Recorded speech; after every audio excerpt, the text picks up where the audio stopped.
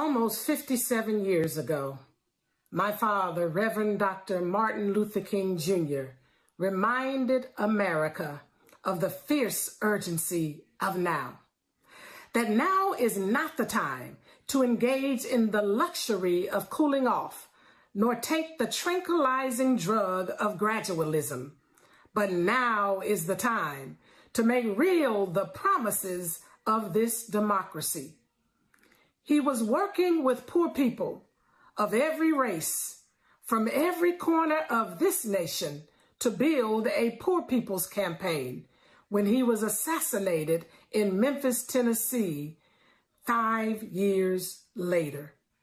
Today, as his daughter, I am honored to add my voice to the Poor People's Campaign, a national call for moral revival, and stand with the 140 million poor people and low wealth people, urging America to address with the fierce urgency of now the big issues of poverty and race.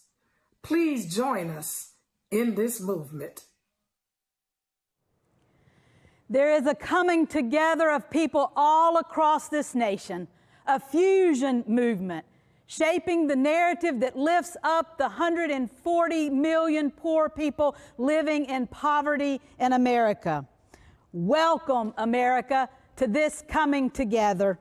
Welcome to the Digital Poor People's Assembly and Moral March on Washington, a movement that is bringing together black, brown, white people, liberals and conservatives, the young and our elders, gay, straight, trans, queer people, religious and non-religious people, people of all backgrounds and all walks of life, to fight the injustice of poverty and the injustices that grow out of poverty. I am the Reverend Nancy Petty, pastor of Pullen Memorial Baptist Church here in Raleigh, North Carolina, where we come to you live this morning with the Poor People's Campaign. I am part of the Poor People's Campaign and past chair of the Board of Repairs of the Breach. I am honored this day to stand with the Reverend Alan Jackson and welcome the nation and the world to this historic day. Our purpose this day resounds the message of the moral fusion message of the 19th century Reconstruction and the message of the 1968 Poor People's Campaign, economic justice for poor people. In the words of Dr. King, we have come to this hallowed spot to remind America of the fierce urgency of now. Now is the time to lift our nation from the quicksands of racial injustice to the solid rock of brotherhood and sisterhood. Now is the time to make justice a reality for all of God's children. So welcome. Welcome to the Mass Poor People's Assembly and March on Washington. We ask you now to text MORAL 90975 or go to june2020.org. Thank you, Pastor Petty. I'm proud to stand with you today, welcoming the nation and the world to this digital justice gathering.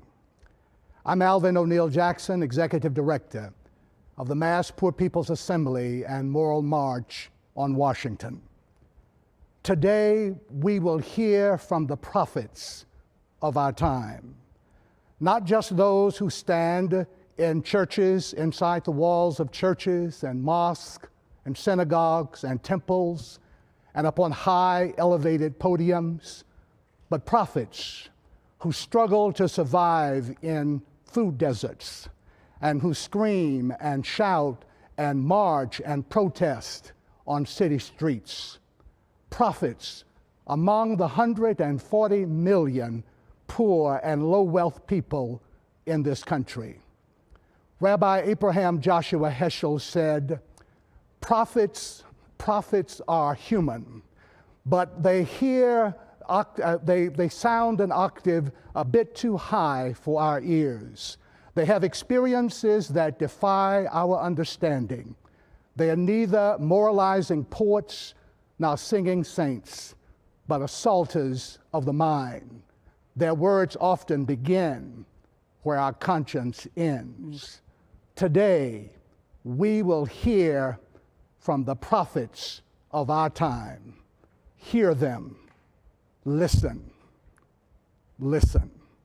But first, we will have a word and litany from faith leaders, followed by a video, The Pain and Picture of Poverty, and after the song, What Doth the Lord Require by Ms. Yara Allen, the co-chairs of the Poor People's Campaign, a national call for moral revival, the Reverend Dr. Liz Theoharis and the Reverend Dr. William J. Barber II will speak to us.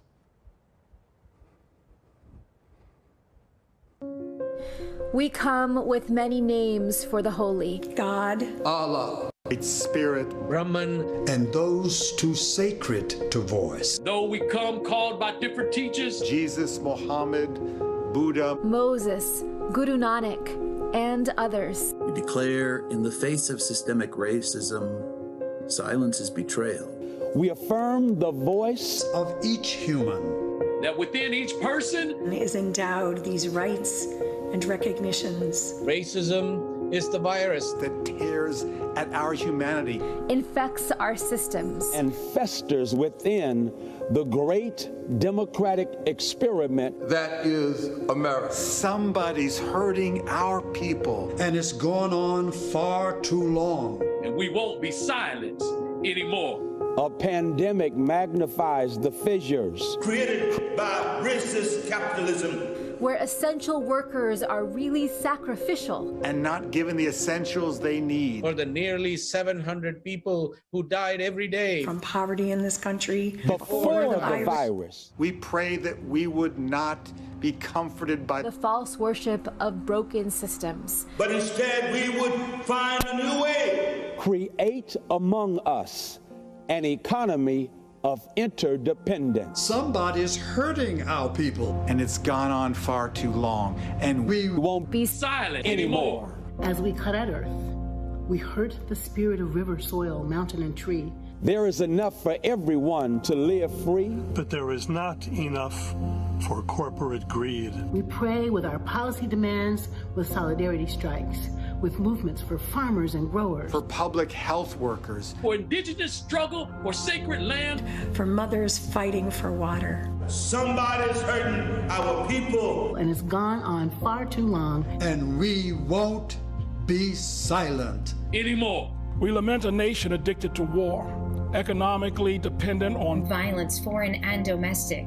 We can't fully address the suffering of God's people. If we continue to spend half of our national budget on the military, lining the pockets of corporations and billionaires, and sacrificing the lives of our young people. let us study war no more. Somebody's hurting our people.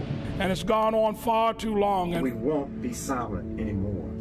for the labor and witness of those gone before us, to light the way forward. With thanksgiving in our heart, we remember the shoulders on which we stand. And those who laid the foundation for this movement.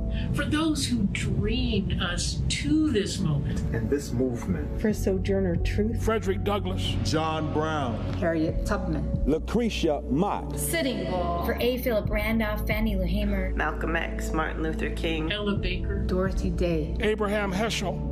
Cesar Chavez. Baynard Rustin, and Pauli Murray. For the elders still with us. For the children birthed in this movement now. We pray, Holy One, and ones of infinite name and reach. Thank you for the courage of our people in the streets today. Lifted up to organize in our communities today. And we, like the ones before, are now the ones we've been waiting for. And we won't be silent anymore. We lament because we love. We prophesy and stand for prophetic witness because we love. We advocate for justice because we love. We speak painful truth because we love. Because we love our fellow human children of God. Because we love this creation that God has given us. And because we love, we must stand up for what is right. Because we love, we must stand up for what is good. Because we love, we stand up for what is just. Because we love, we stand up for what is not selfish, but sacrificial. Because we love, we march. Because we love, we call on our leaders to help us to make America, America, a shining city on a hill, and not a place of darkness and despair. Let love lead us. Let love guide us. Let love show us the way. Shall we pray? Great God, love is not only what you do, it is who you are. The scripture says, "Beloved, let us love one another, for love is of God. And everyone who loves is born of God and knows God. He or she who loves not knows not God, for God is love." You've taught us, God, that there is no fear in love, and that love casts out fear. The greatest commandment is to love our neighbor as ourselves. And as my grandmother used to say often, love is not a say word. Love is a do word. Help us to live lives filled with love. Amen and praise God. At one time, poverty was a temporary condition. You were on a down slope for a minute, but you could bounce back up. We can't bounce back up today. It's permanent. We're not going back to the factory and building cars and trucks like we once did. A job working at McDonald's or the grocery store doesn't pay enough for one person to live. We work a 40-hour work week, still not enough. Living from paycheck to paycheck. Rent is $600 a month. We got water bill, electricity. I do this for my kids, and it hurts. We were in the height of mass water shutoffs. This entire neighborhood was shut off all at one time. I saw all my neighbors get shut off right in front of me. It was kind of terrifying. I'm 42 years old, and I'm a cashier at McDonald's. I had lost my house. You're welcome to come inside. There's a lot of people that are living in their cars. You never notice until you're in the same situation. I don't have stuff to give my children. I'm paying all these bills, and they need school clothes and stuff. And they be asking me for, I can't give it to them. I see poverty in my own community. You know, there's a 70% unemployment rate in the reservation right now. Here in New York City, we're home to millionaires and billionaires, and we have so many people living in the street, and that's just not right. I've been a homeless veteran twice, lived in a shelter. I've been living down here since I was 17. I'm from Flint, Michigan. You can't imagine being in my footsteps. I have children who have never had the experience of drinking from the tap. 700,000 people in this country are on the verge of losing their food stamps. This budget calls for shrinking the social safety net programs like Medicare. I just know that everything that's happening to us isn't right. I'm in stage 5 of kidney disease. I fell behind on my health care, and they canceled my health insurance, and they told me I have to wait until open enrollment. There's only 5 stages of kidney disease, and I'm in the 5th stage. Murder, it's murder. You know, if you ask me, it's murder. I lost a son to gun violence, and I lost a daughter. No parent should have, in America, should have to bury their child for a lack of medicated space. I'm wailing because my children My God. are no more. My God. My God, Kevin. I'm wailing, y'all. I'm wailing. Because my babies ain't no more. How many more babies? How many more children? No more.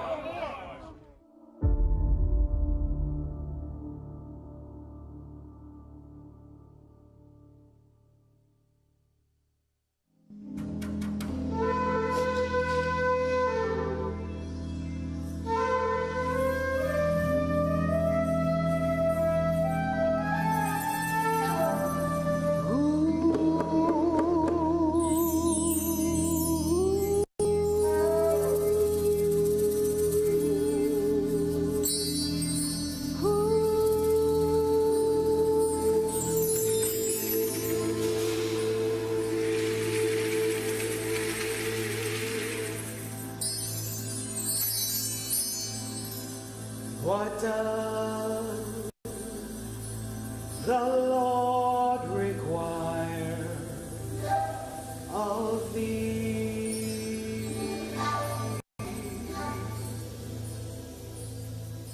What does the Lord require of thee?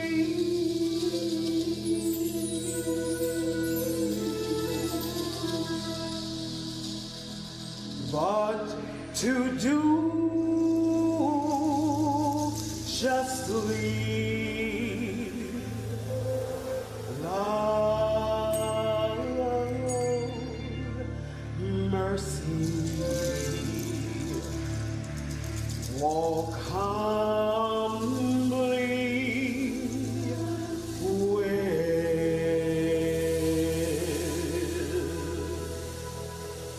with God.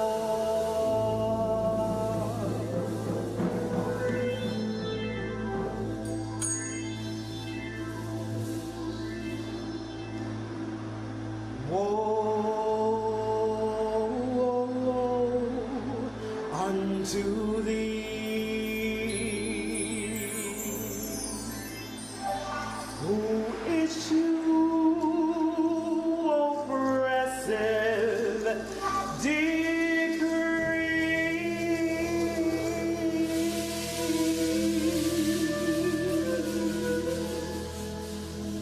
they should do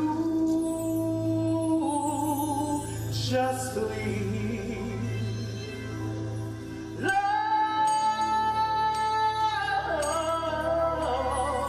mercy,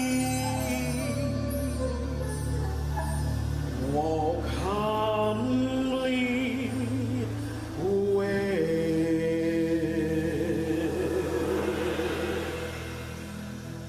with God.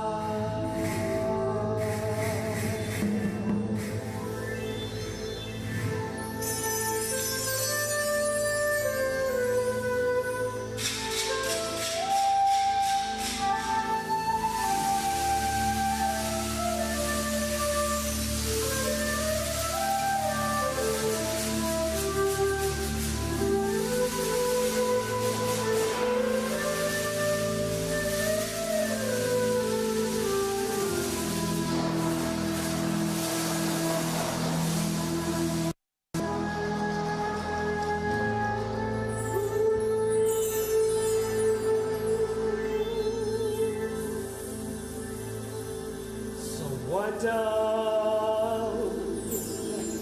the Lord require of thee? What does the Lord require of thee?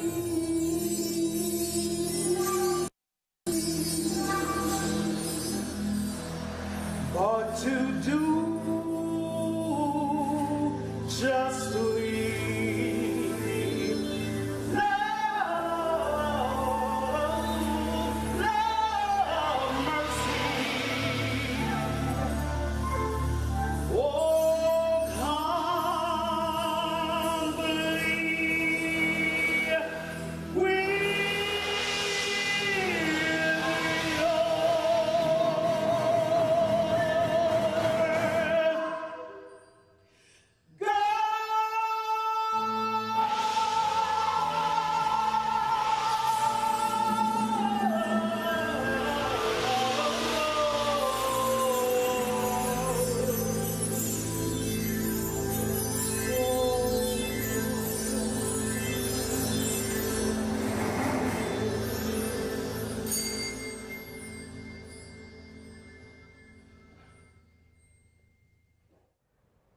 We are gathered today to call for a radical redistribution of political and economic power, a revolution of moral values, to demonstrate the power of poor and impacted people banding together, demanding that this country change for the better.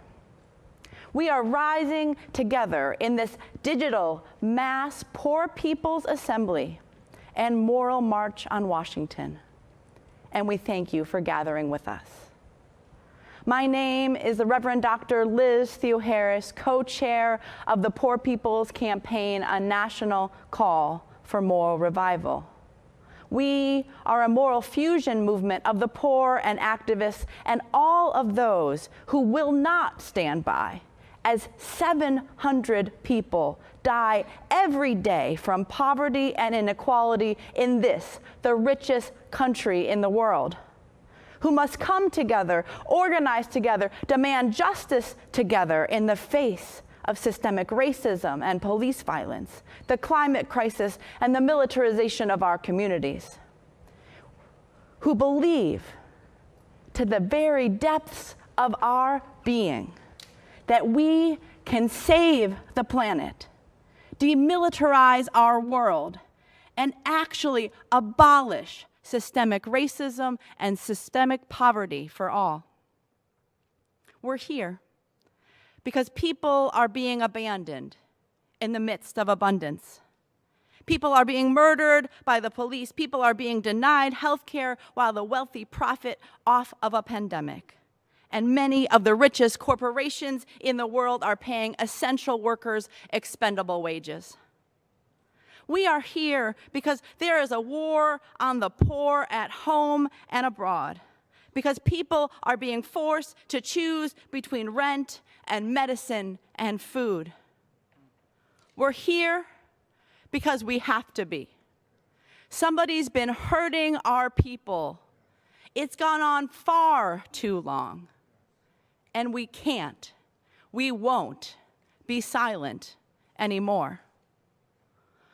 We're here to lift up the truth of our nation, to put faces on immense injustice, to mourn in public so as to shock this nation's conscience, and to show where our hope for change really is.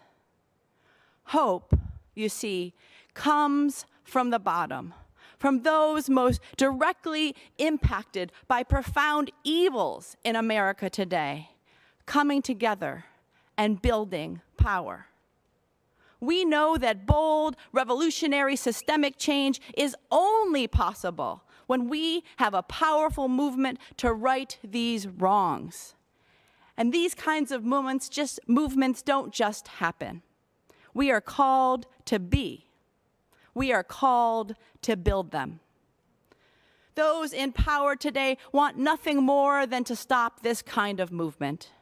It's why they spend so much time and money trying to deny us the right to vote, why they attack protesters, why they spread lies meant to narrow our vision, limit our aspirations, divide us by issue and by region, by race, gender, immigration status, political party. But today, we're here to demonstrate that we're here. We're poor.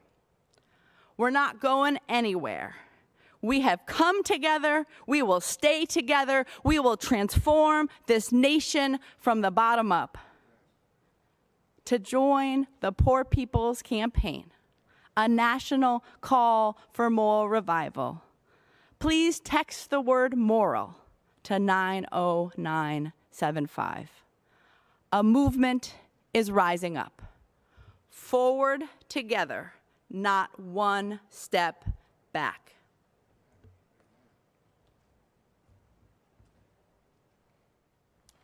Thank you so much, Reverend Dr. Liz Theoharis. And I'm Reverend Dr. William J. Barber, the co-chair of the Poor People's Campaign, a national call for a moral revival, and also with Repairers of the Breach.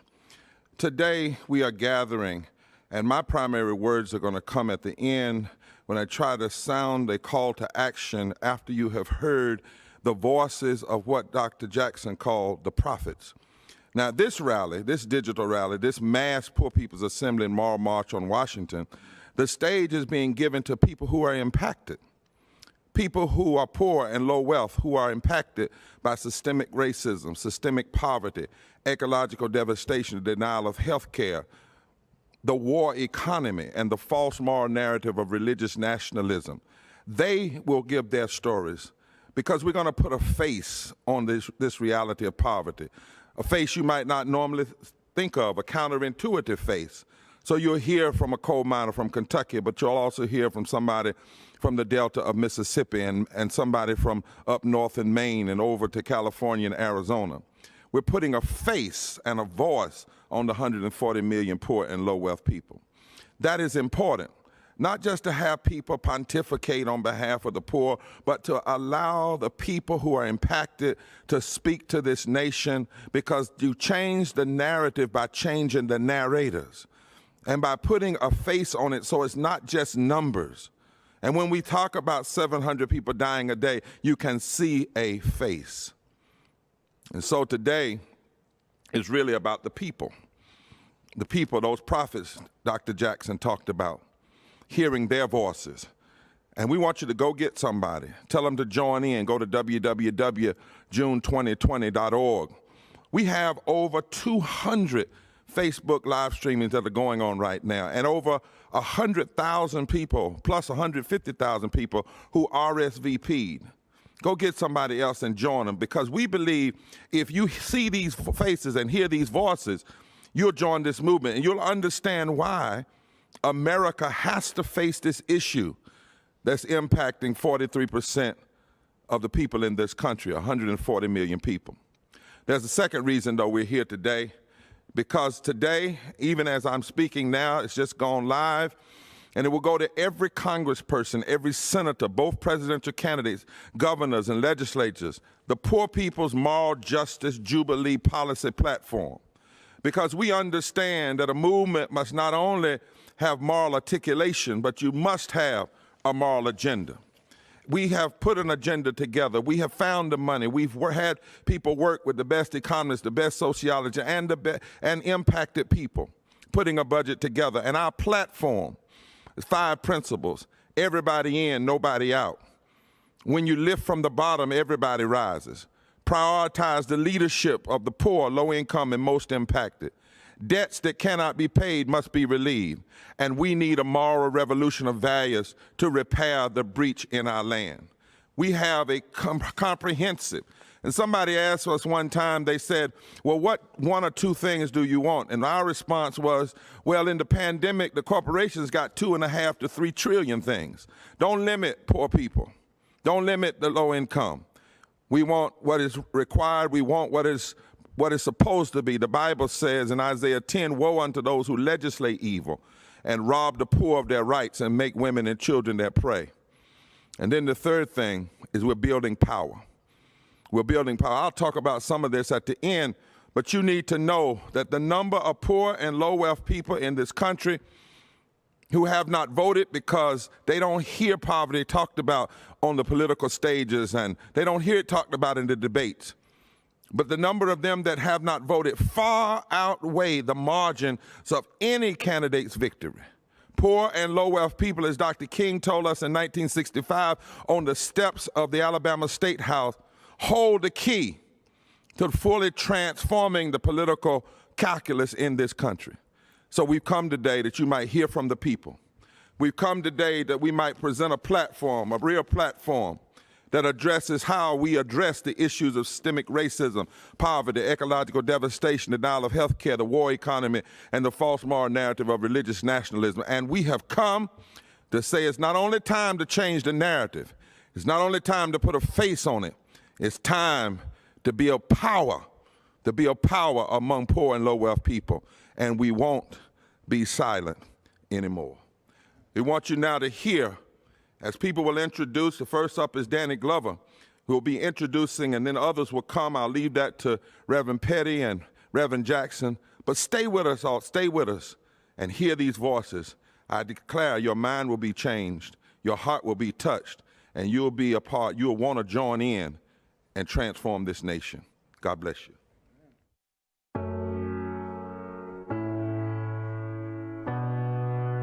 Hello, I'm Danny Glover, and I'm a part of the Poor People's Campaign, a national call for moral revival. Did you know there are 140 million people in this country who are poor, or one emergency away from being poor, even before COVID-19 hit? Hi, I'm Gene. I know this is a challenging time for so many of our sisters and brothers.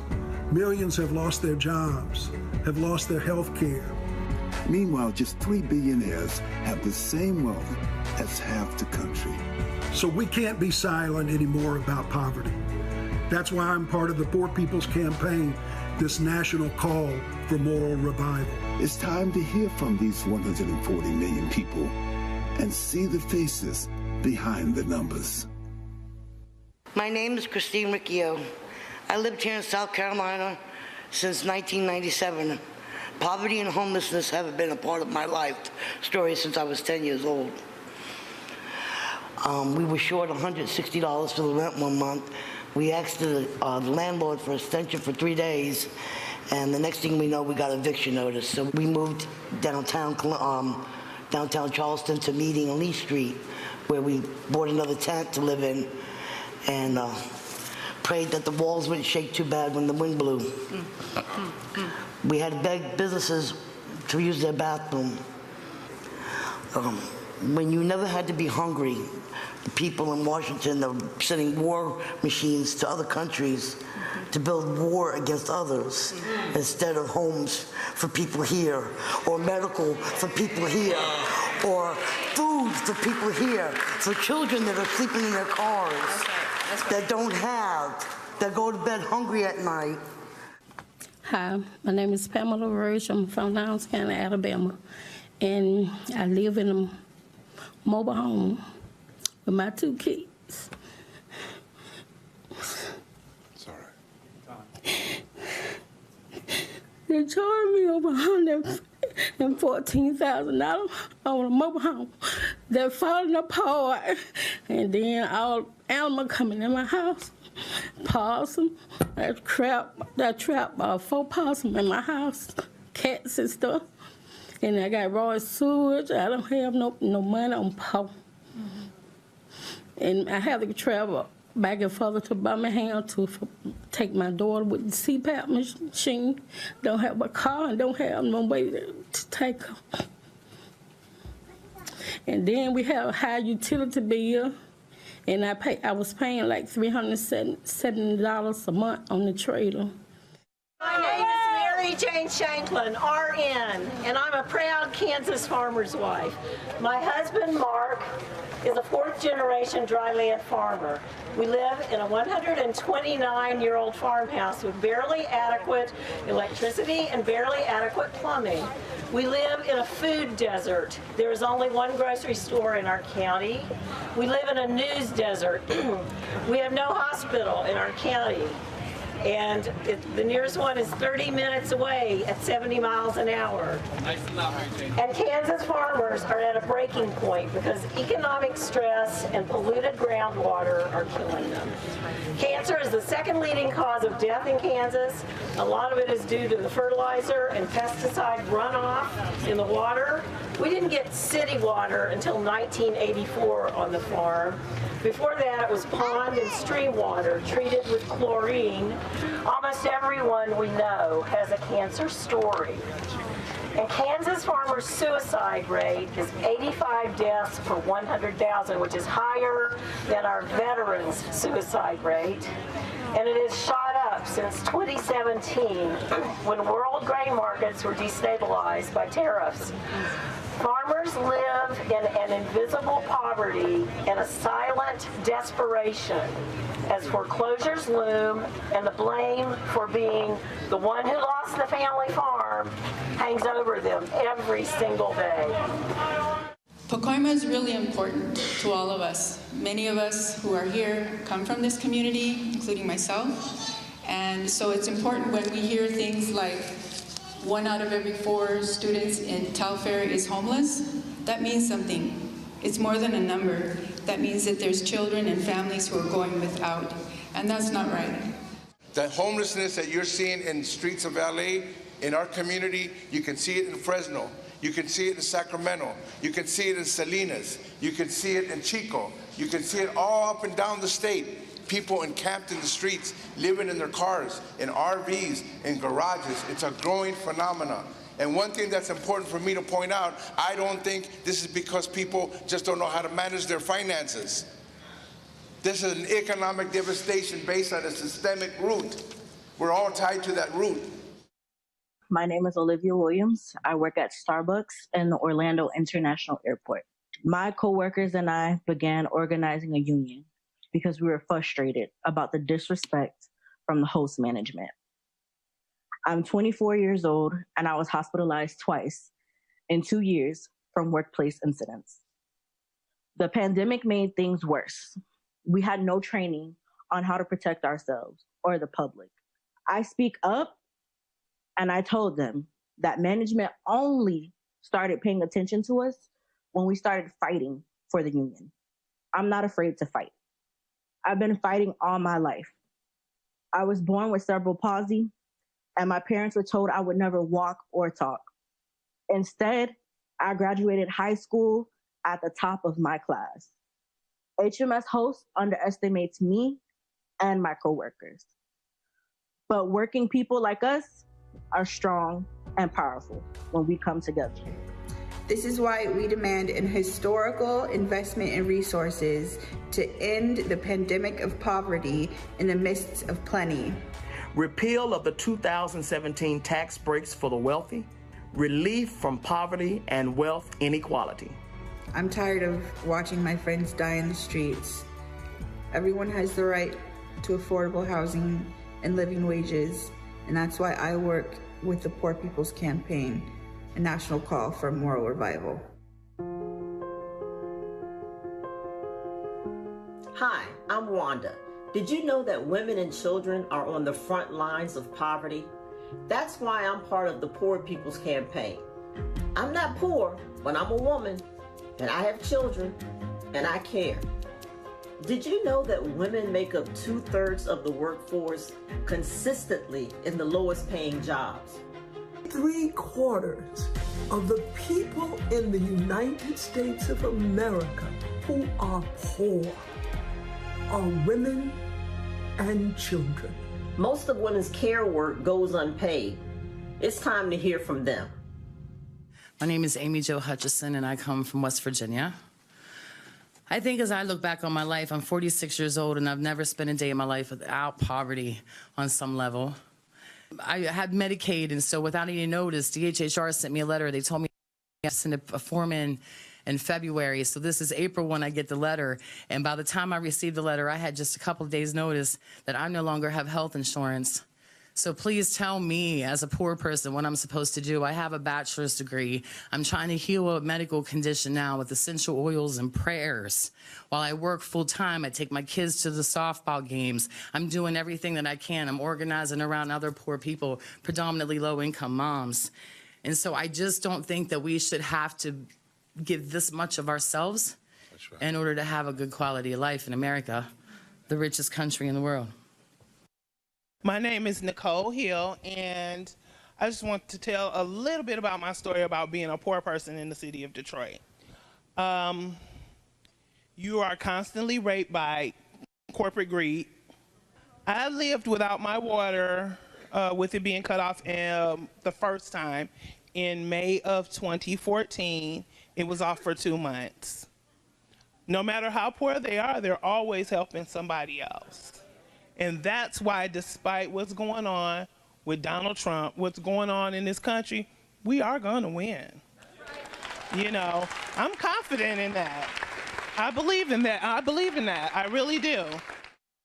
Good morning, everybody. Good morning. I'm Reverend Annie Chambers. I'm from Baltimore, Maryland.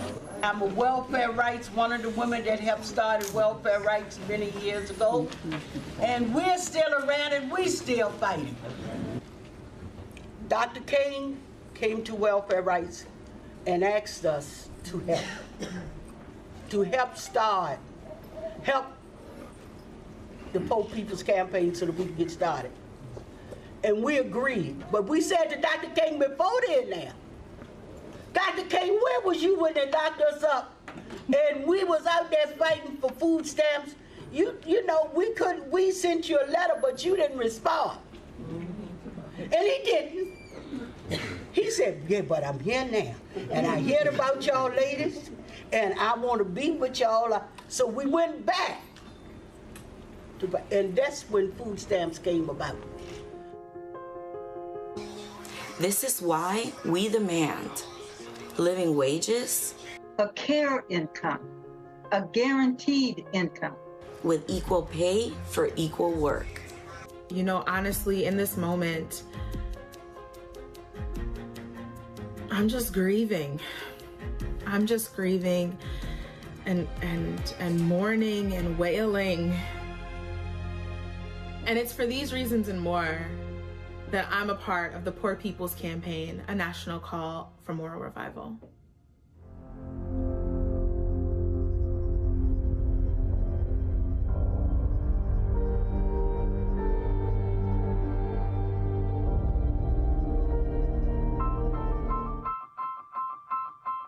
Poverty is a form of trauma for our children and their families. If you have to go to school hungry, without enough food, you can't learn and you don't do as well in school. If you're concerned about where you're going to live from one day to the next, if you don't feel well, but you can't go to the doctor, all of these things have generational impact on our children. Our children are struggling. They're growing up in poverty. That's why I'm part of the Poor People's Campaign, a national call for moral revival.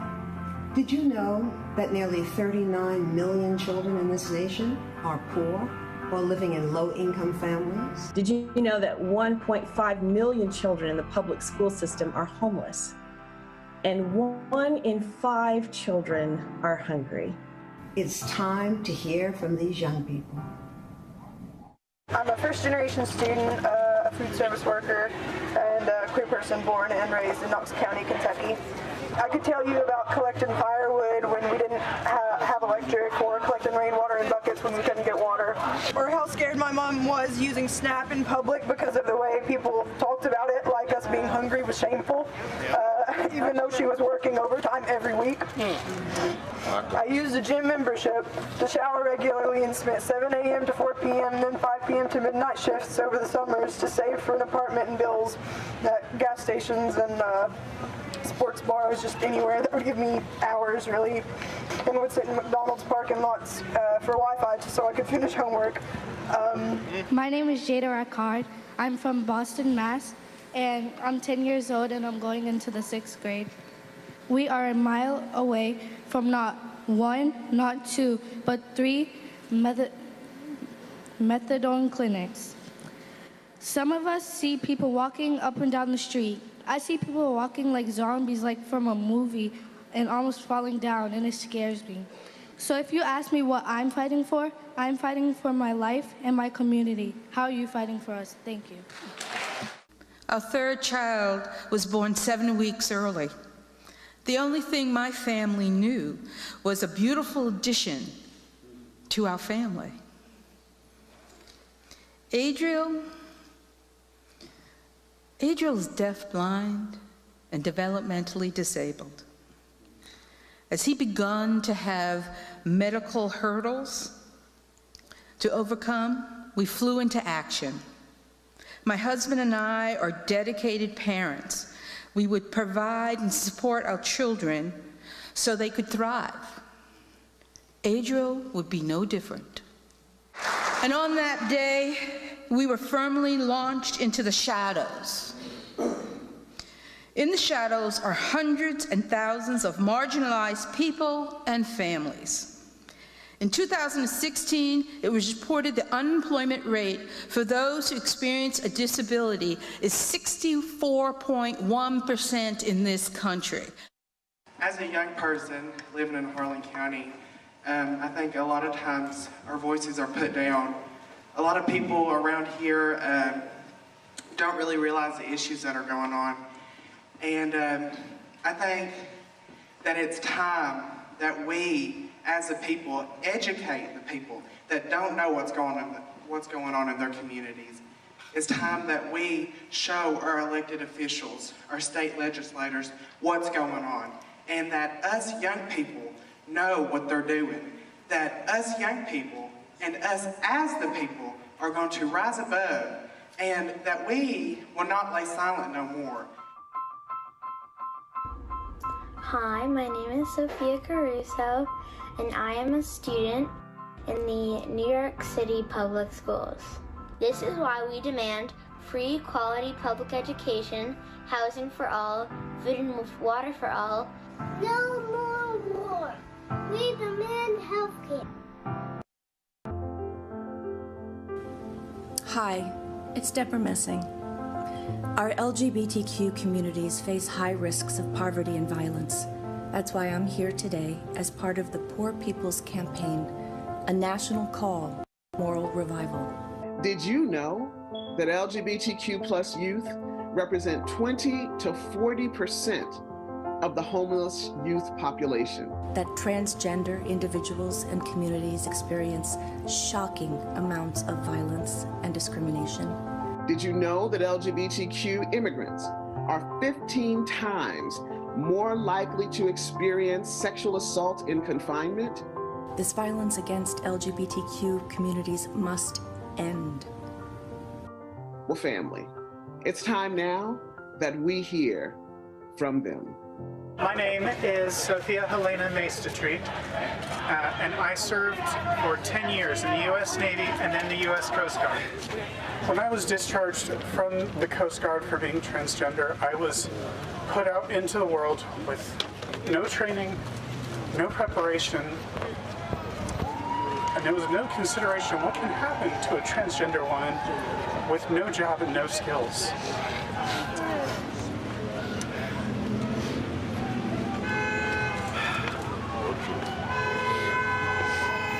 Is it any wonder why so many of us live in poverty? And for what?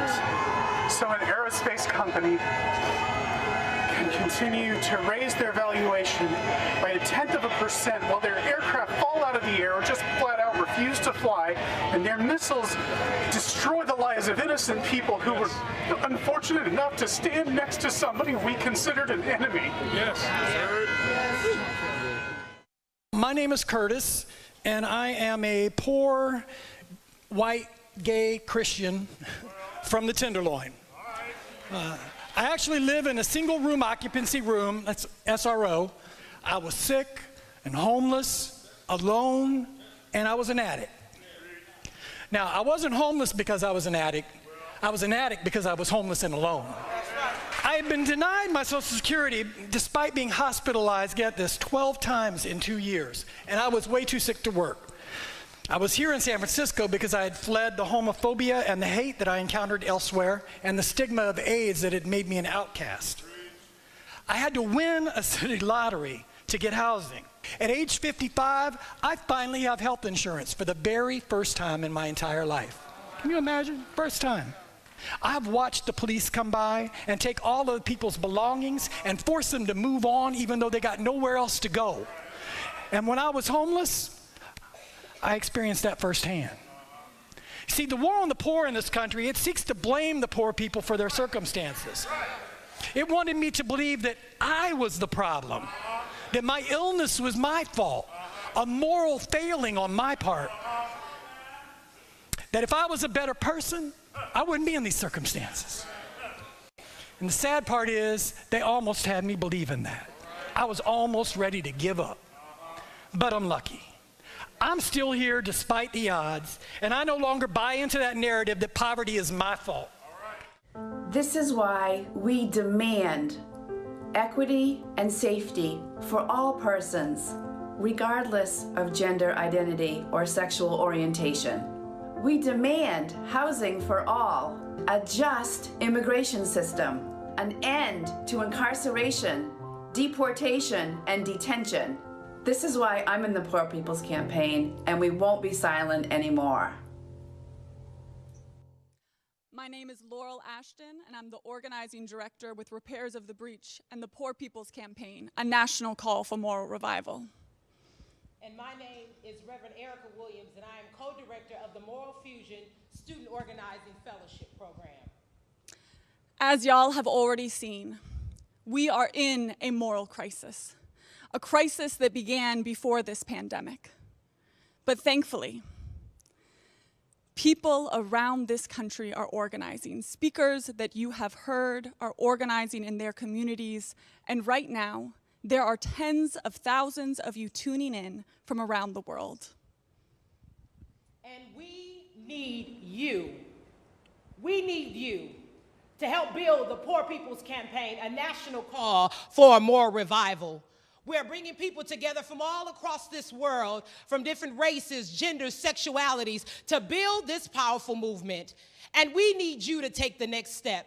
So we're asking you to go to June2020.org or text MORAL 90975 to join this movement as we build this powerful movement of a nonviolent army of justice, love, and peace.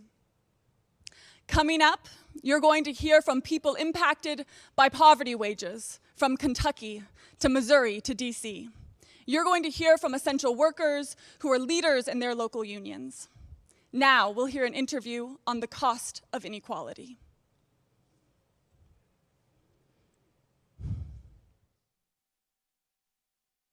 Joe, you've been writing about this for years.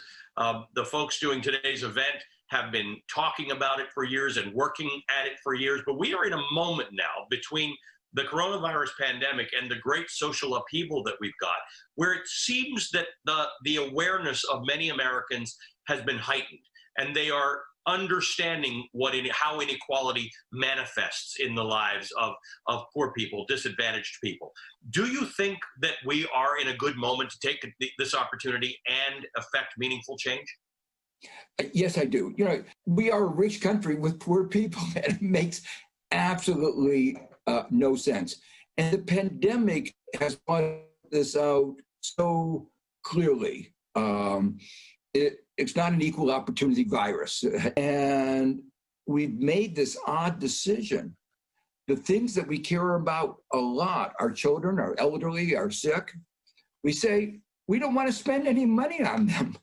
We don't want to pay the people who care for our elderly and our sick and our children. We don't want to pay them a decent wage. To me, I find that completely beyond reason. And we don't want to go back to the economy that we had in January and February 2020. We want to go to a new kind of economy, one in which it's a knowledge economy, it's a more equal economy, and it's a greener economy. Hi, I'm Reverend Rodney Williams. The bottom 80% of our country has not realized a rise in their income in the last 50 years. And although people are calling low-wage workers essential, they are treated as if they are expendable. Did you know that 60 million people in our country earn less than a living wage? They're working 1, 2, or 3 jobs and still can't pay their bills. Most low-wage workers are women and women of color. And on top of that, 40 million working people have lost their jobs in just the past 2 months during this pandemic. This is a movement of fairness, and it is a movement of equality. I've seen the power of this movement change the consciousness of America. It's time to hear from these workers. In 1969, we as nurses' aid, we had the DCIB, we had to help cut down trach, we did everything on the emergency card. So we were tired, sick and tired of being overworked and underpaid. All we want was a little bit of money for the hard work that we done. We didn't get that. Instead, we got jailed. We got put in jail. We got whipped. We got beat. I got kicked out of my house. I was down on the projects. They kicked me out of my house. I didn't have any place to go. But we cannot stop here. We got to fight on for what is right.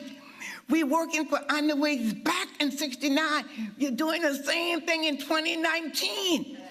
What are we going to do about it? Are we going to stand still and let it happen all over again? to be whipped, put in jail.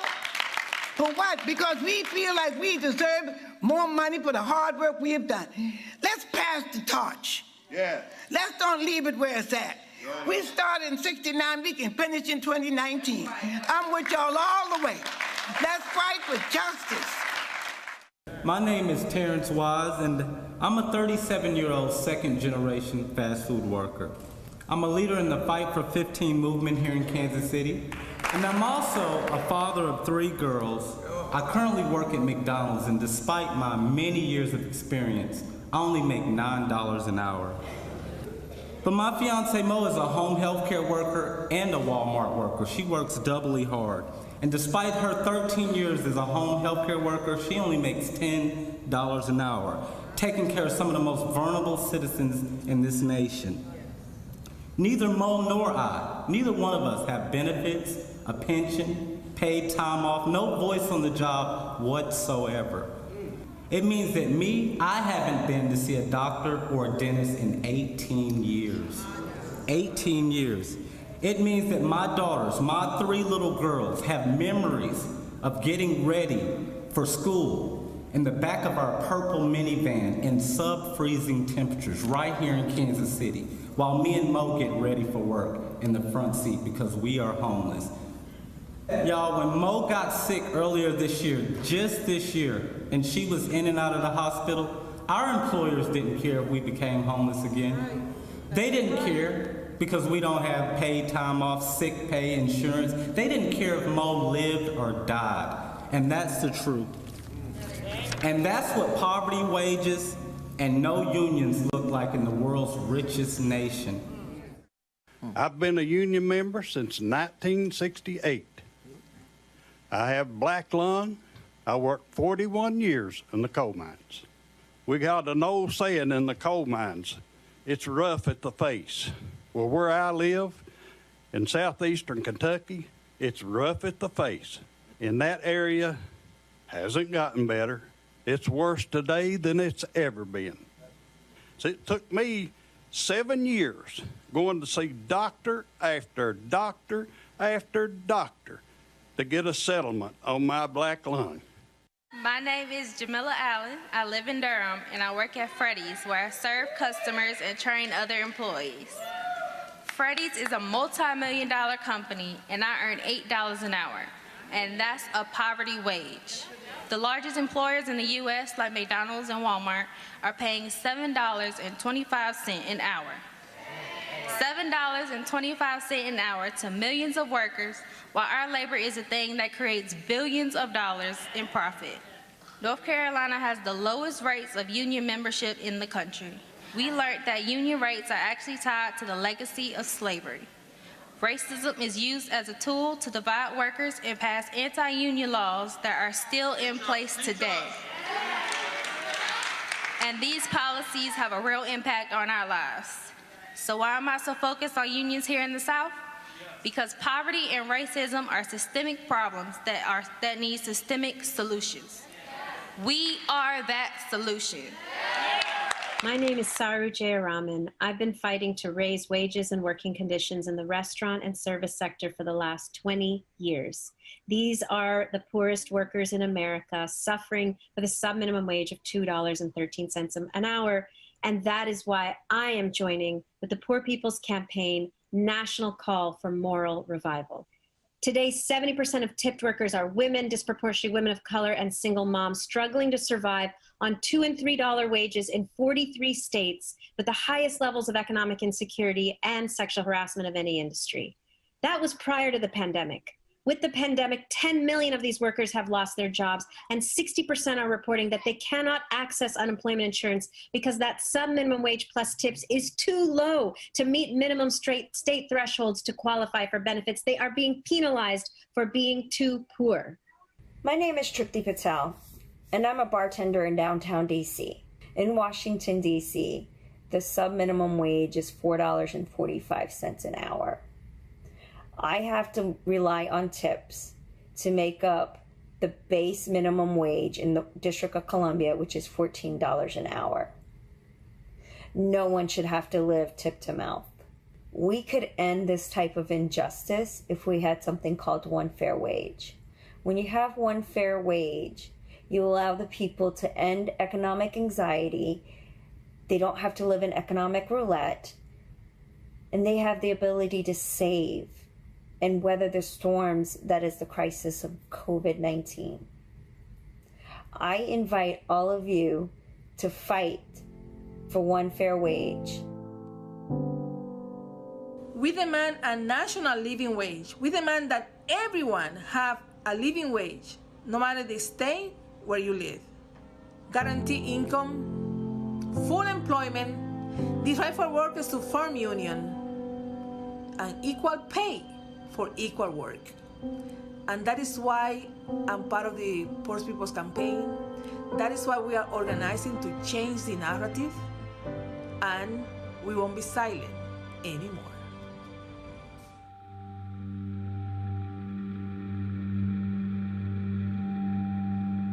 And now I'm going to go to Polly, who's a certified nursing assistant.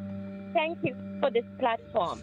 We are not protected, and these patients are coughing and there's all type of symptoms. As I speak to you right now, I'm busy smuggling PPE to my co-workers. This is mass murder, and we become the sacrificial lamb. I'm sure, have y'all seen on the news what's happening in the meatpacking industry? You know, they were forcing people to go to work. How inhumane and how violent is that? This Sioux Falls, South Dakota pork processing plant linked to nearly 900 cases, more than half of the state's nearly 1,700 cases. Here in Alabama, the people who are dying the most from this coronavirus are Black. But I'm sure the vast majority of those that are dying are poor. You'll forgive me if my jaw's on the ground. U.S. weekly jobless claims 6.6 million versus 3.1 million expected. 6.6 million. We are clearly in a major recession with major impacts on working men and women in this country. In Kansas is where I'm at. A lot of people have lost their jobs, and our jobs are connected to our health care. It's also exposed what we already knew, is that some lives are deemed more important than other lives. Some lives are just disposable. So I think that I continue to stay connected to the Poor People's Campaign because it's a matter of life and death.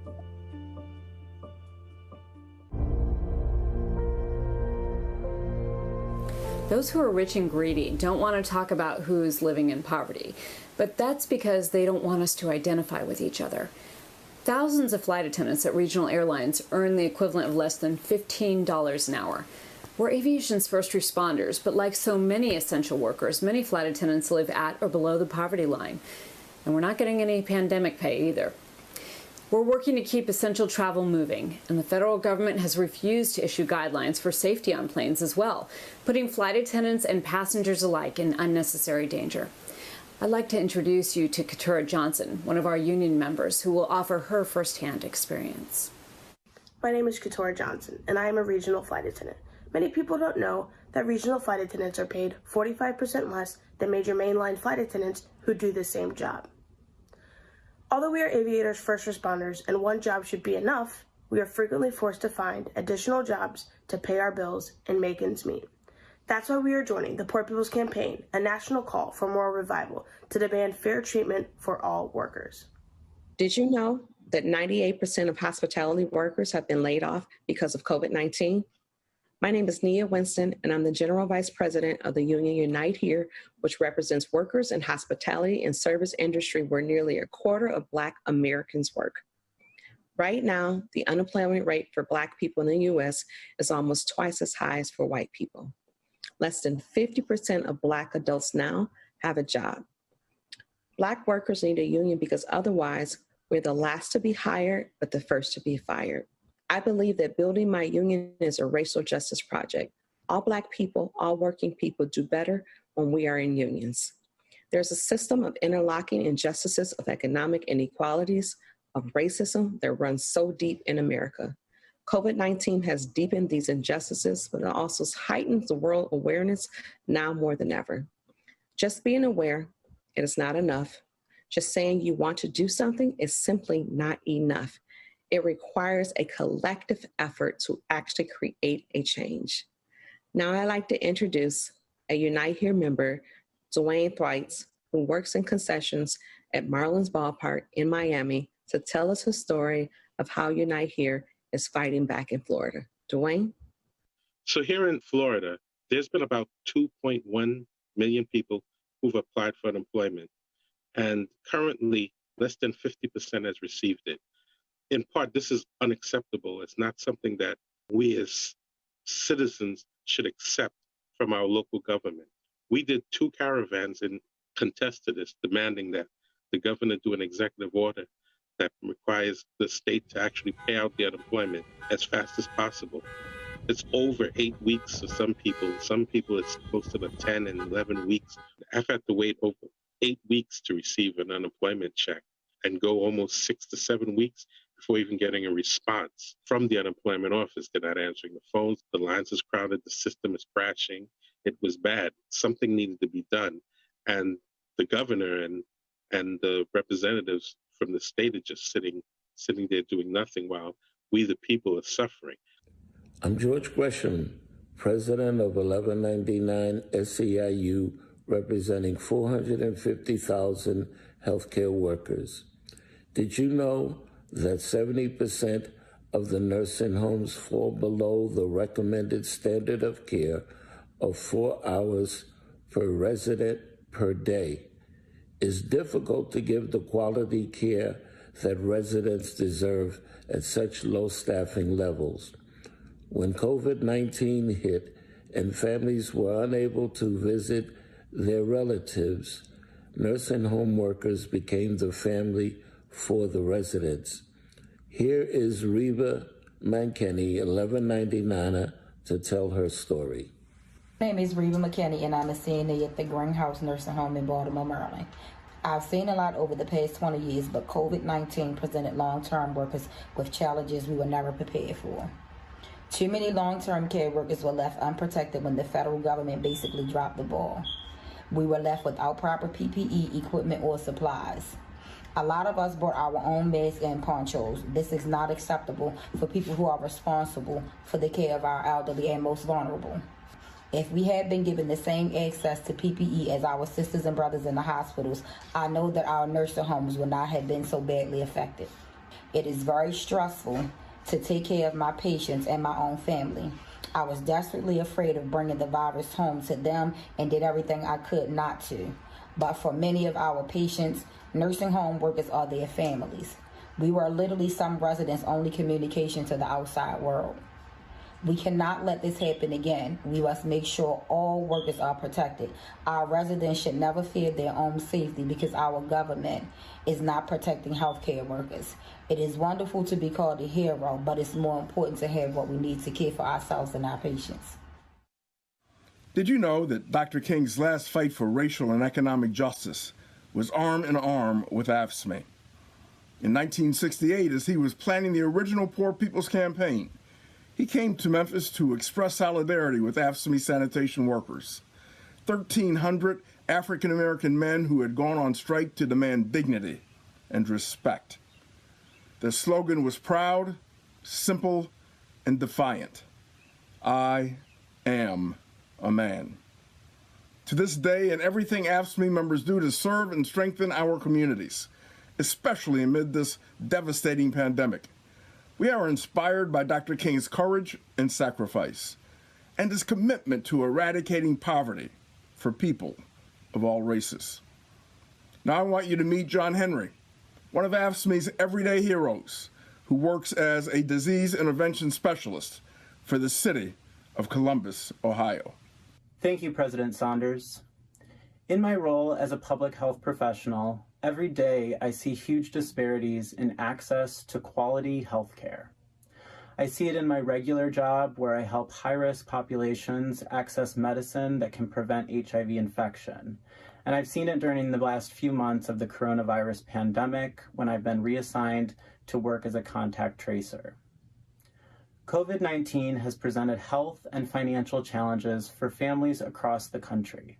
It's disheartening, while at the same time I see hope that we could change these things, that we could reinvest in public health, that we could give it the funding and prioritize it in the way that it should be. We need to do more to break down the barriers of trust and fill in the gaps of funding that would level the playing field, giving us a fair healthcare system that serves everyone.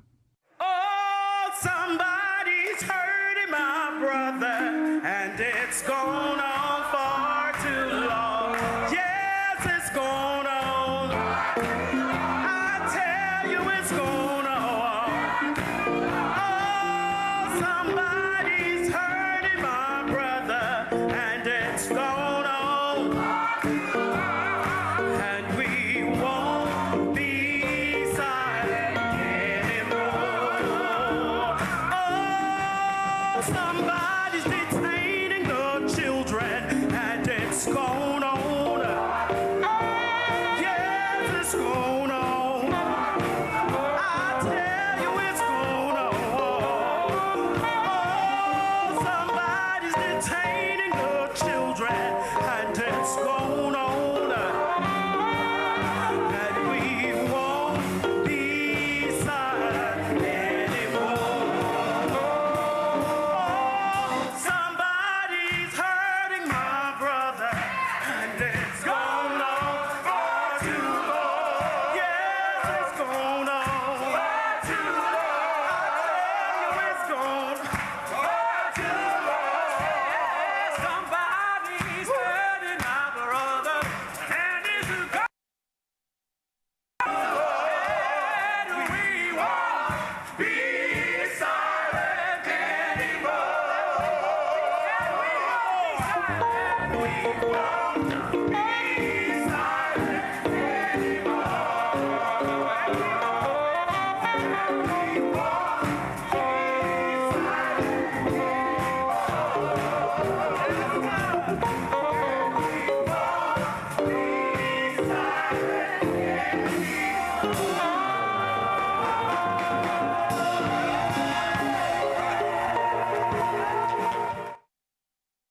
America, the prophets of our time are speaking.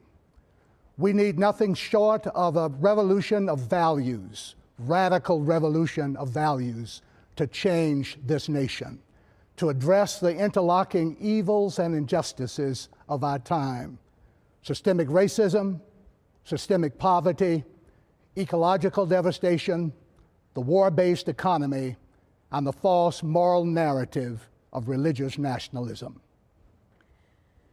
That is why this morning we launched the Poor People's Moral Justice Jubilee Policy Platform as an update to our moral agenda and moral budget. We need your help in getting this platform to our elected officials. So we are asking you to go to june2020.org or text MORAL to 90975 and make sure we get this urgent policy platform to our elected officials. Please help us today.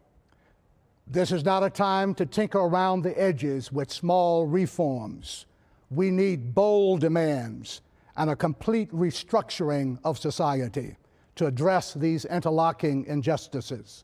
Go now to june2020.org or text now MORAL to 90975 to send these demands now to Congress. You know, I'm from Louisiana. It's my home state, and those numbers are absolutely staggering. And when I saw this beginning to happen, this narrative about how we were just going to go ahead and reopen the country, there was a clear racial tinge to it. There was this sense that as news outlets like yours have begun to cover these racial disparities, that conservative politicians around the country made a big shift in the way that they were talking about this and said, oh, okay, well, we can reopen the country. And underneath that, underlying that is this idea that these lives don't have value. So when I use the term necropolitics, that is a political theory term. It was coined by a man named Achille Mbembe, and it really refers to the politics of death, how governments, how state power entities use policy to determine whose lives are worth protecting, whose lives are valuable, and whose lives are expendable. And I know that we don't typically like to think about our government as acting in that kind of way, but we are really facing a pandemic in which we have lost almost 65,000 people in a matter of 8 weeks or so. So we are absolutely at this point talking about the politics of death, and we need the kind of terminology that helps us to think about how is the government determining how it's enacting policy. Yeah, I mean, and, you know, Seth, when you think about it, right, you go all the way back, right? You know, the life of an enslaved person was only as valuable as how many they could reproduce of more people who were thought to be owned by the person that called themselves the owner, right? You go all the way through the history of American work, you know, the immigrant workers in the 1920s and in the Gilded Age. It's not like people thought their lives had any value other than how many times they could crank the wheel. And, you know, the idea of giving them a day off or not giving them an 8-hour day, people had to literally strike and have violent strikes, you know, to try to get that, the violence against them. So the idea about American work, the people at the lowest end of the work pool, has always been a sense of, do you value this human, or are they just a means to an end? And it feels like we're back there again. I almost feel like we're sort of reliving the Calvin Coolidge era. Your thoughts, Seth? I think that's precisely right. I think it's a continuation of a long history in the United States of devaluing working people, particularly brown and black working people. This order that President Trump put in place under the Defense Production Act that essentially forces the African American and Latino workers, overwhelmingly also some white workers, back into chicken and pork and beef production plants so that they can be responsible for getting the food supply back in shape. Those are some of the most dangerous workplaces in our country. And so what we're seeing is an exposure of the inequalities that have existed in our society for a very long time. And if we can start with the health inequalities. There is an unequal distribution based on race of health care and health insurance in our country. This administration, in a crisis, easily could have responded to that with extending health insurance, reopening the Obamacare exchanges, making health insurance more widely available, picking up the call to pay for all COVID treatments for any worker, particularly a frontline worker who's exposed.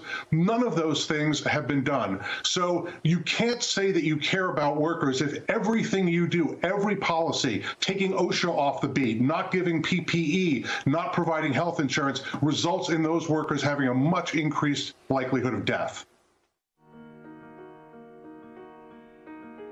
The United States spends more for healthcare than any other advanced nation in the world, and yet 87 million people here have inadequate or no health insurance. Did you know that 72 million people cannot afford their medical bills and had to take out loans or suffered other financial hardships simply because they got sick? The prescription drug industry is the most profitable industry in the United States. They shouldn't be making even more profits off of the COVID pandemic. And now let's hear the stories from the people who are actually on the front lines of this crisis.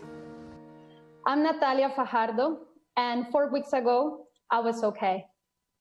Like, I'm young, have no kids, and I'm healthy. So is my partner, Gabriel. We don't have a lot, but we have enough, or so we thought. Until this pandemic hit, all of a sudden, the chocolate factory I work for closed, so I'm out of work. Now more than ever, I feel the fragility of just being okay. My partner and I are part of the millions that are just one emergency away from losing it all. Meanwhile, our government uses this crisis to fatten the pockets of those who can't fit any more bills in their already overstuffed pockets. I'm a volunteer organizer with the Poor People's Campaign in Wisconsin because I know there is enough food, enough clean and safe water, and definitely enough money for every human being, not just in this country, but in our planet, to live with dignity. So join me in fighting to create the society we all deserve to live in. Hi, I'm Danita Jones from Dallas, Texas. I reside in Dallas County. I continually wear a mask to this day. And it's just frightening that we have 236 more cases in Dallas County. 236 more since last night. and I have to report to work. And then once I report to work, I have to return home to my family. I have to return home, and when I do return home, I call to let my daughter know that I'm here, I'm outside, so that everyone else can go into their room, and I can go into the kitchen and wash my hands and my face and take my clothes straight to the laundry room. This is what my life has been like since returning to work. And this is not fair to them, nor is it fair to me or any essential employee or any employees.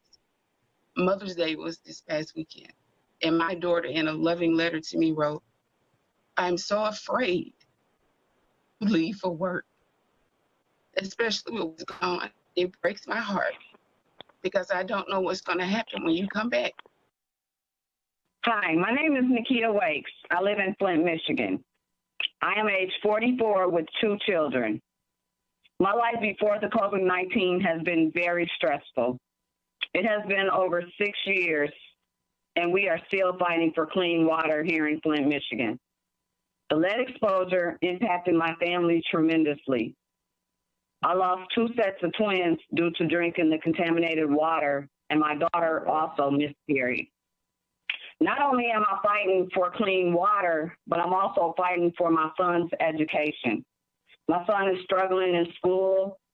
Due to the lead exposure, he's had a lot of problems in school. He's a special education student, and these schools are getting the special education money, but not providing the special education care these children need. Due to the COVID-19, there has been a lot of deaths that I know of, people that I know that have died from the virus. And all I can do is pray and keep moving on for my family. I have no personal transportation, so I rely on friends to take me to the stores for grocery and for massive amount of bottled water that are needed for me. Because here in Flint, we need to use bottled water for everything, washing off our vegetables, everything. We cannot drink our tap water. But now that I'm going out to the stores, the shelves are often empty of the supplies that we desperately need here in Flint. This is why we demand full Medicaid expansion, Medicare protection, and universal health care for all. We demand free treatment for COVID-19.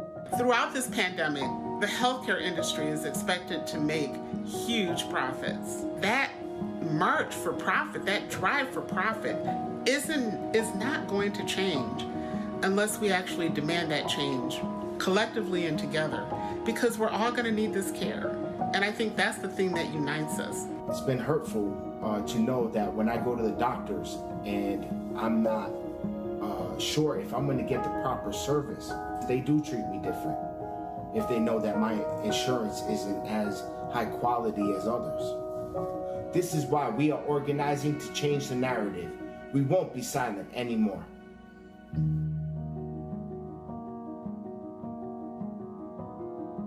Hi, I'm Al Gore, chairman of the Climate Reality Project, and I'm proud to be part of the Poor People's Campaign, a national call for moral revival.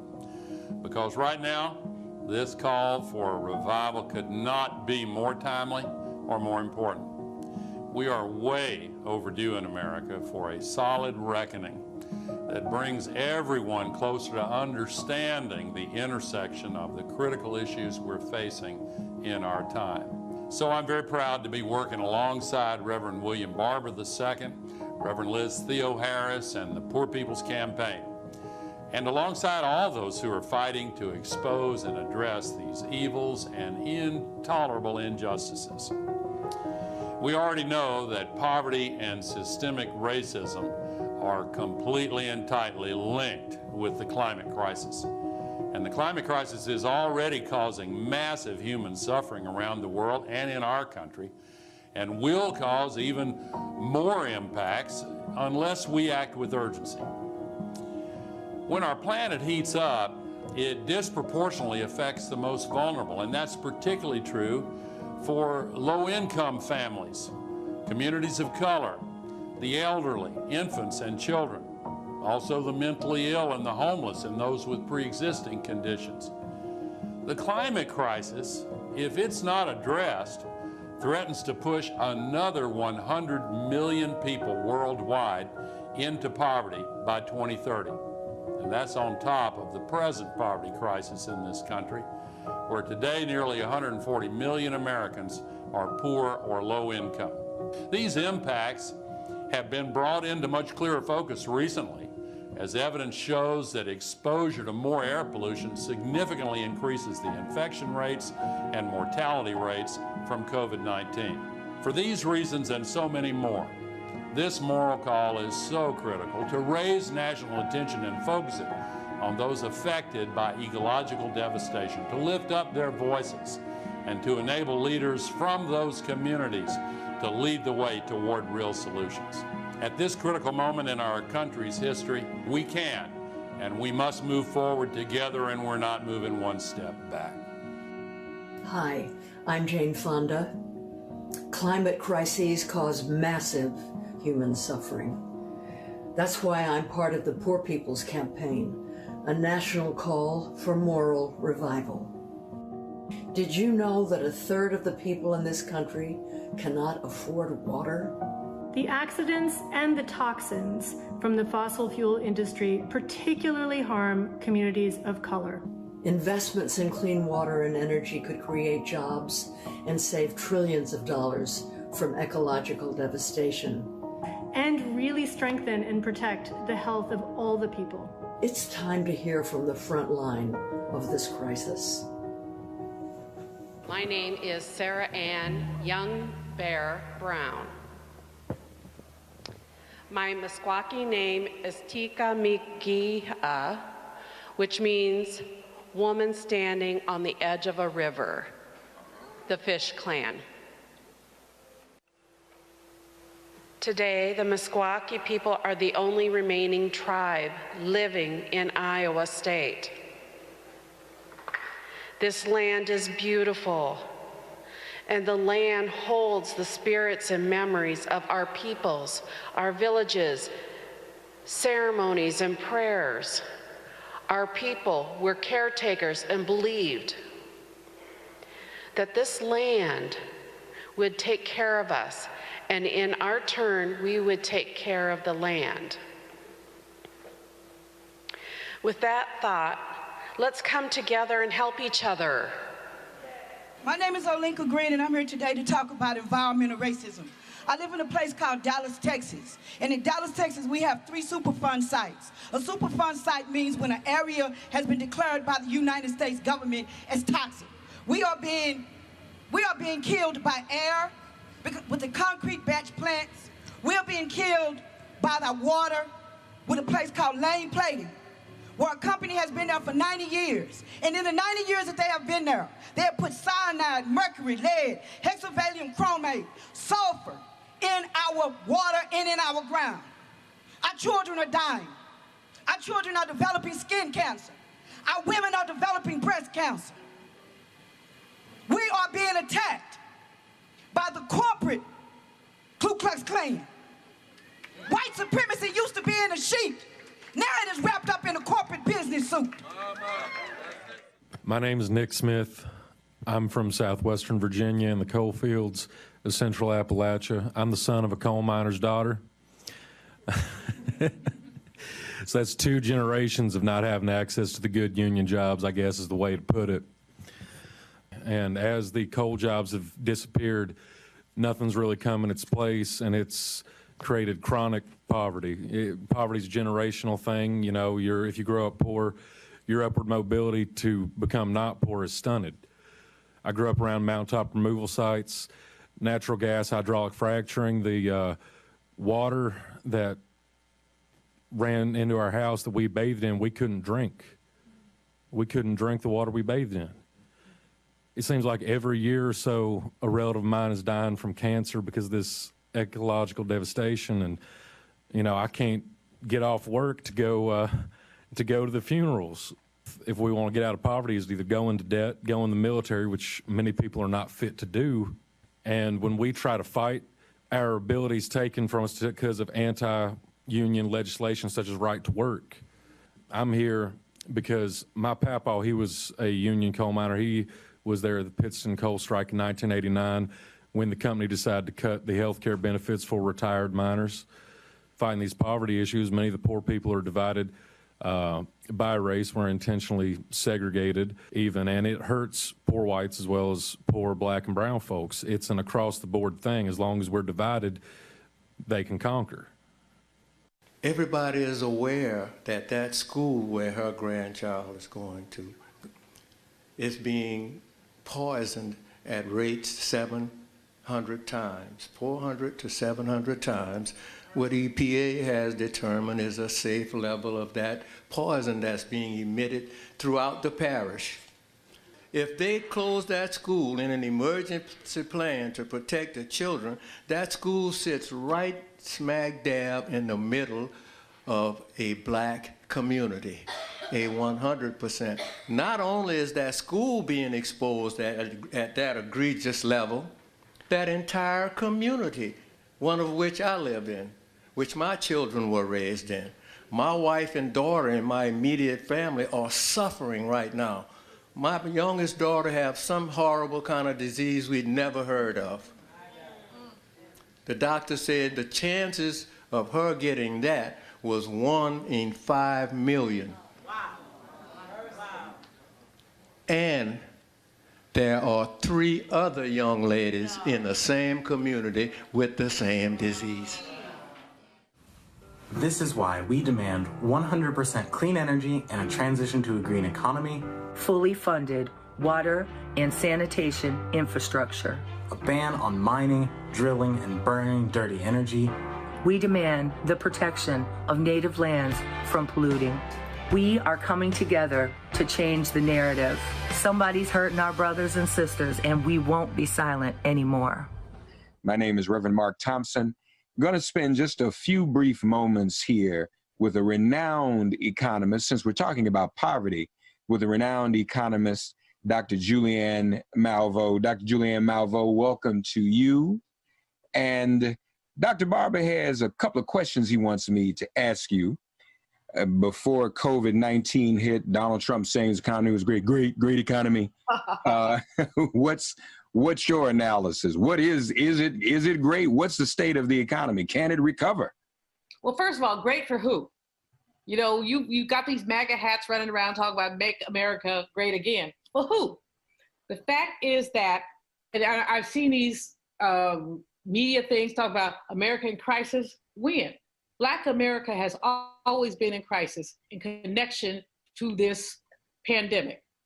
Poor America, not just Black America, poor America has always been in crisis. The way that capitalism works is that you have to exploit somebody so somebody else can make money. And so when we look at it, it's Black folks at the bottom, but there are other people who are being exploited. Poor white people, Appalachian people, Latino people, people who work in the buildings when the buildings are closed, who are doing the, doing the maintenance work. This is a function of a predatory capitalist society that says, I will take from you. So the question is, what do we do about this? And the answer is the 140 million people who are being exploited need to rise up. Yeah. Plain and simple. The folks need to rise up. And when we look at the series of questions that we're raising questions about the way our economy works. Dr. King once said, there are 40 million poor people in our society, and you have to ask what kind of society creates 40 million poor people. Then he said, so then you have to ask who owns oil, who owns the iron ore? If the world is 2/3 water, why do we pay water bills? And I do say, you don't say that to your water company because they ain't gonna turn out right. But the bottom line on that is, well, Dr. King was raising questions of the economic structure, a predatory capitalist structure that exploited people. Yeah. And we have accepted that, and we cannot. Dr. Julianne Malveaux, ladies and gentlemen, forward together, not one step back. Yate She'e Daryl Marks. Indigenous people have experienced generations of violence from the first chapter of this nation's history. That's why I'm a part of the Poor People's Campaign, a national call for moral revival. Did you know U.S. history begins with the genocide of Native American people, that 60% of Native American communities are considered poor, that our Native health institutions have gone unsupported for decades, alongside failing schools, poverty, and police brutality. Sacred lands are being destroyed by extraction. It's time to hear from these communities. But the indigenous people in the surrounding communities that are being affected, we talk about health care, we talk about worrying about the environment, but yet when they're allowing open pit mines and letting it leak into the land, into the water, the high rate of cancer and the high bills of health is going to continue to raise because of corporations and greeds and politicians that don't want to listen. My name is Lois Swimmer. I am a Lakota native-born woman raised on the Cheyenne River Sioux Tribe reservation in South Dakota. I am a mother and a grandmother. I have experienced the profound ways that poverty has affected all people in this community and in this country. And I have experienced how systemic racism often makes these struggles worse for people of color and Native people like me. Growing up, my family, the poorest in this wealthy country, the poverty and low income rate among Native American people is very likely higher than 65%. Me and my family are part of it. I left the reservation as a teenager, but I see how generation poverty and systemic racism affects people in Kansas City too. Currently, my income is only $470 a month. My partner works for the same property management company as me and has had for 15 years. He makes $10.50 an hour. Our rent is $600 each month, all utilities paid. That means close to 50% of our income goes to housing. The majority of my neighbors in Kansas City's Northeast neighborhood are poor immigrants, people of color, and poor whites.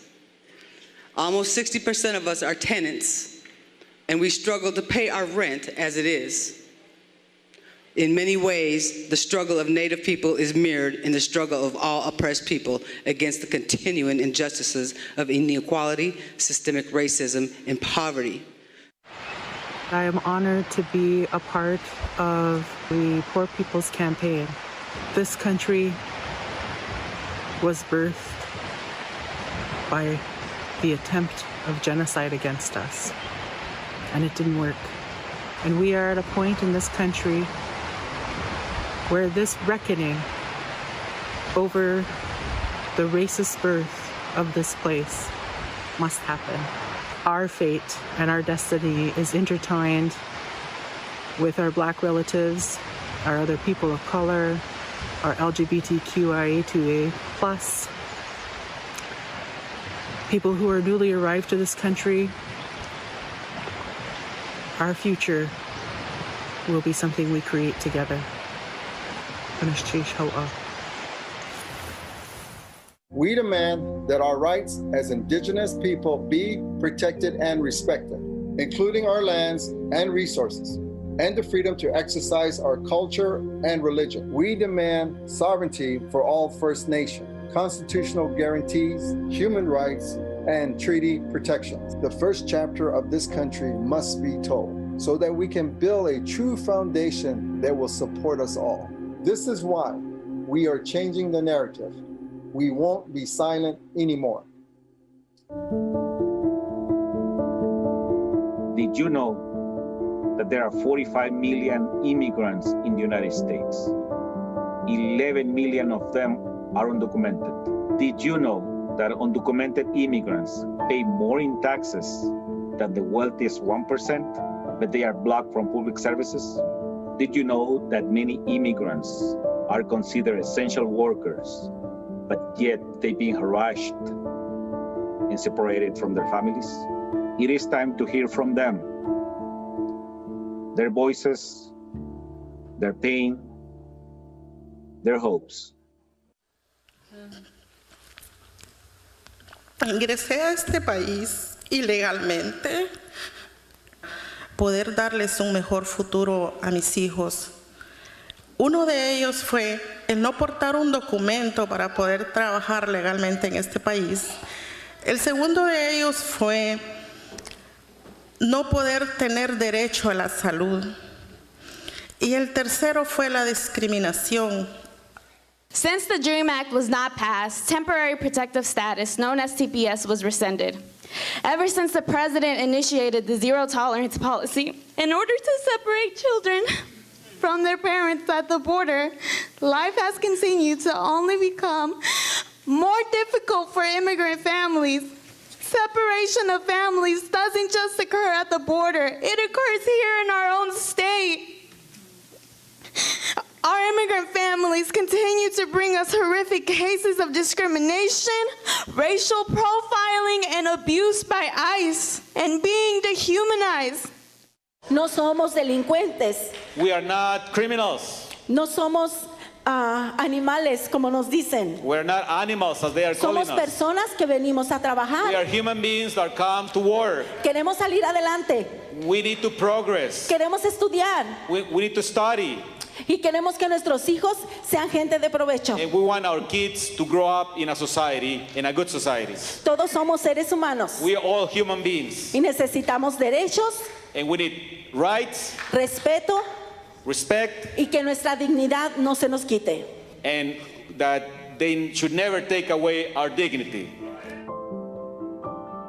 This is why we demand an immigration system that protects immigrants' rights to build communities and strengthen democracy. An end to detention, deportation, and a stop to building a wall on the US-Mexico border. I have lived in the US for most of my life as an undocumented immigrant. I have seen countless immigrant communities forced to live in poverty because the immigration system is working as intended to create fear and control over our people. Immigrants and all working class people must unite to create a system that values humanity over profits. This is the reason why we are joining the Poor People's Campaign, a national call for moral revival, to ensure that our communities can thrive, grow, and have the future that every single person in this country deserves. And in communities all across this country, the Poor People's Campaign is mobilizing, organizing, registering, and educating people for a movement that votes. And there have been so many people who have died and who have given their lives and paid for the right to vote.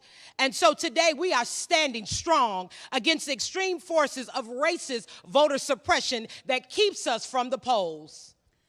The Poor People's Campaign is strictly nonpartisan, but we are deeply political. This is not about left versus right. This is about right versus wrong. This means that we do not endorse candidates, and we will never bite our tongue if an elected official or any political party runs from the issues of systemic racism, poverty, ecological devastation, the distorted moral narrative of religious nationalism or militarism and the war economy. And we need to vote this year like our lives depend on it, because they do. And I can hear Queen Mother Fannie Lou Hamer saying, because we're sick and tired of being sick and tired, we must be at the polls. We must show up. And so we're asking you right now to go to June2020.org to make sure you are registered to vote and to make sure your status is up to date. And so we must stand, we must vote, and we must make our voices heard at the polls. And so coming up next, you will hear voices from activists and artists who are standing with us, such as Erica Alexander and David Ololowu, and they will be standing side homeless organizers and folks fighting for housing rights across the country. And I cannot forget my brothers and sisters with the Divine Nine. They will be standing with us today. So stay tuned.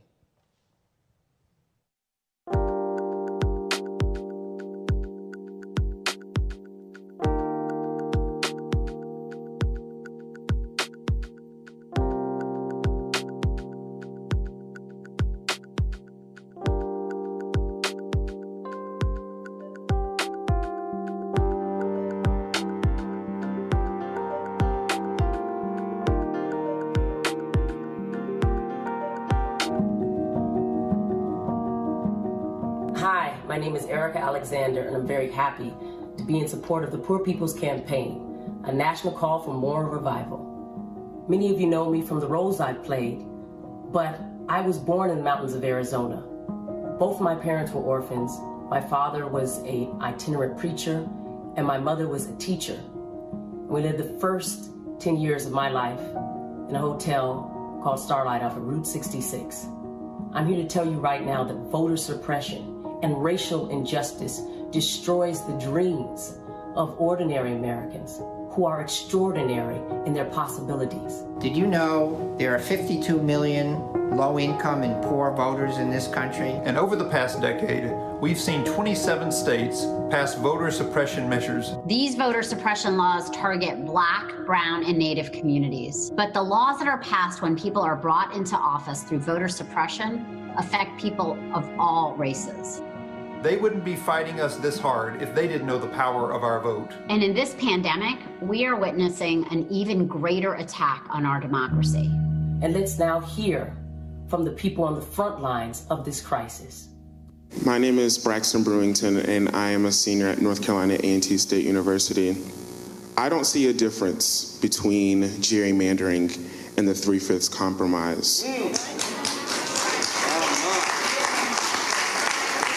I don't see the difference between racist photo ID laws and a poll tax. Ever since Black people and women have earned the right to vote in this country, we've seen the suppression of democracy sweep across this nation and unfortunately penetrate the state of North Carolina.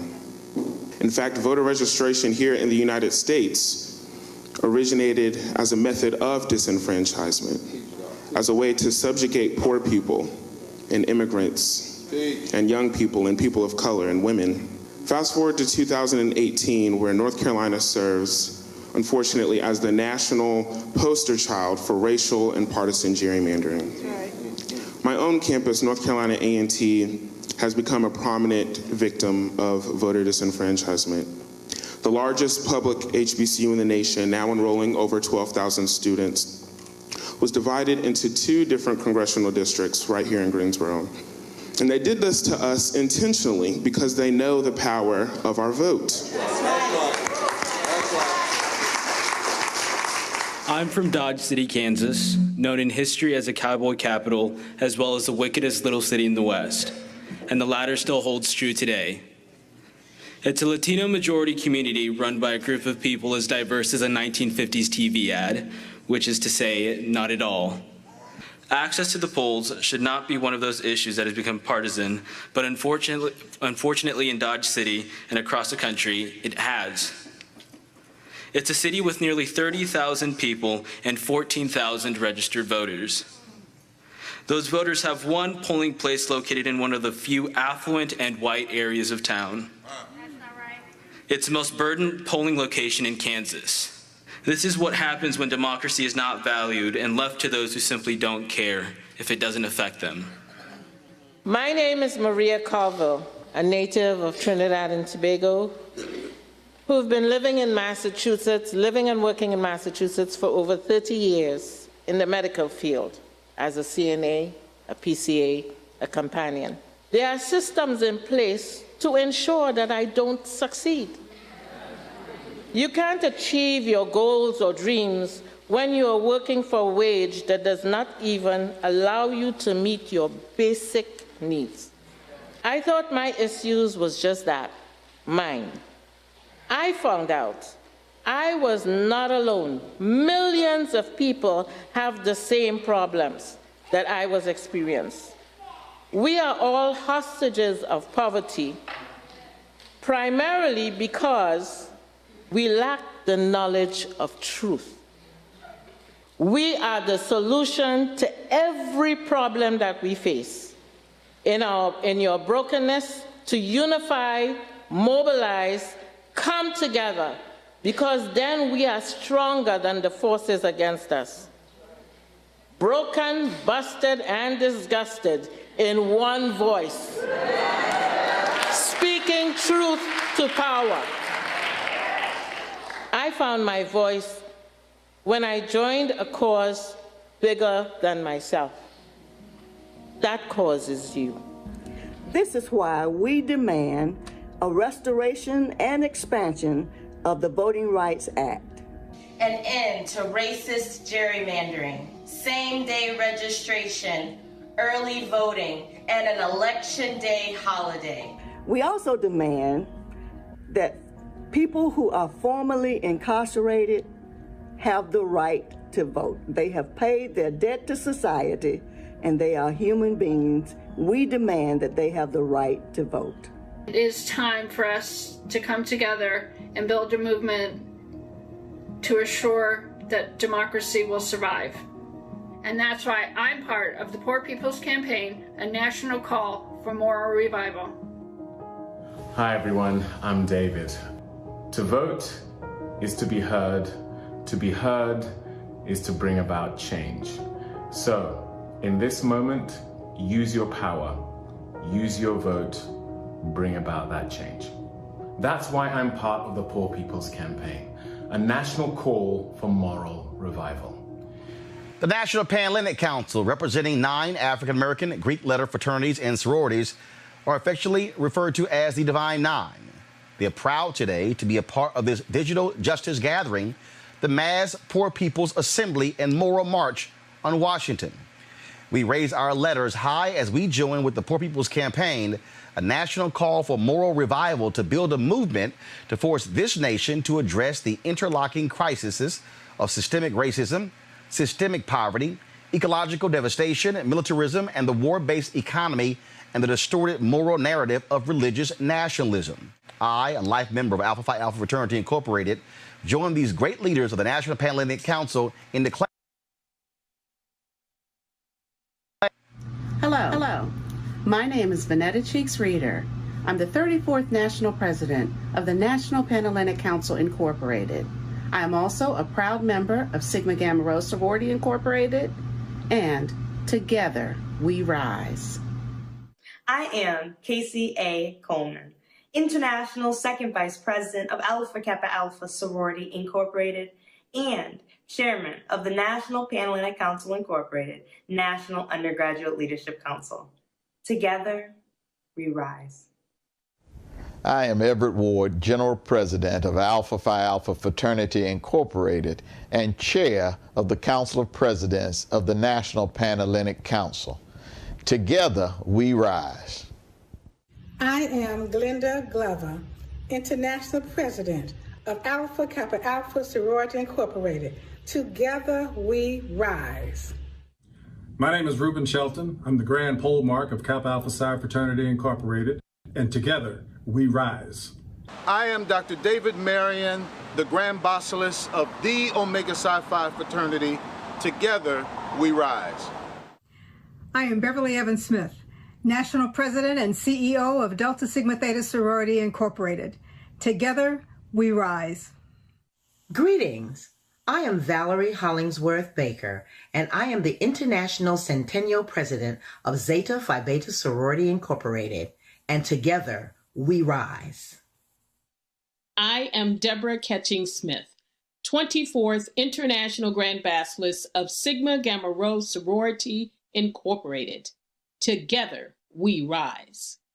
Hello, this is Andre Manson, 22nd International Grand Polaris of Iota Phi Theta Fraternity Incorporated. And together, we rise. Hi, Michael Crystal, International President, Phi Beta Sigma Fraternity Incorporated. And we're proud to support the Poor People's Campaign virtual march on June 20th, because together, we rise.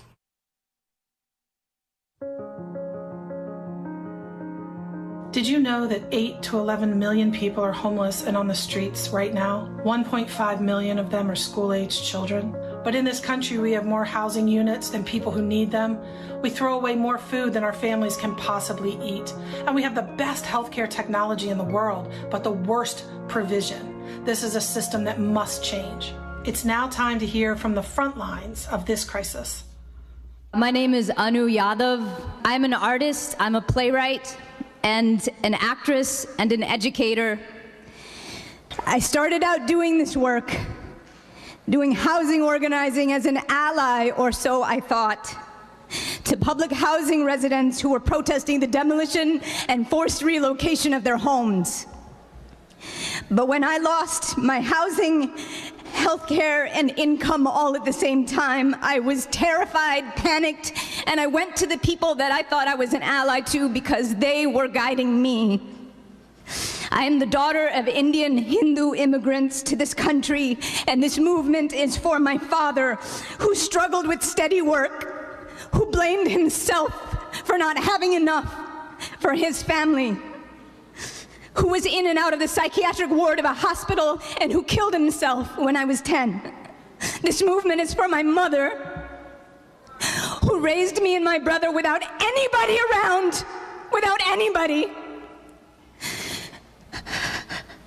And this movement is for me, and this movement is for you, each of us, all of our family members, because no one gets left behind. I myself am a worker for IHSS. I'm a care provider. I'm a single mom. I just barely got into low-income housing in Fireball, and I have been homeless, not necessarily sleeping on the streets, but with my child, have had to live with somebody because I could not afford to rent in my own apartment. But thanks to low-income housing, I do now. And my life's getting a lot better.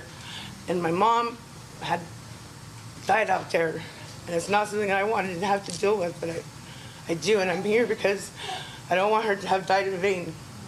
I had to go down there to G Street and look for her when I wanted her to be a grandma to my kids. And those places are scary sometimes because they're hiding in the dark because they're not allowed to be there.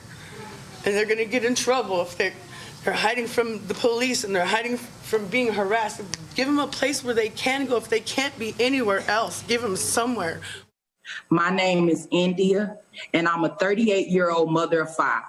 Arkansas is the only state in the U.S. where landlords are not required to make home repairs, so they often refuse. I've woken up in the morning to use the restroom, and when I flushed the toilet, feces came out of the faucet, straight into the tub.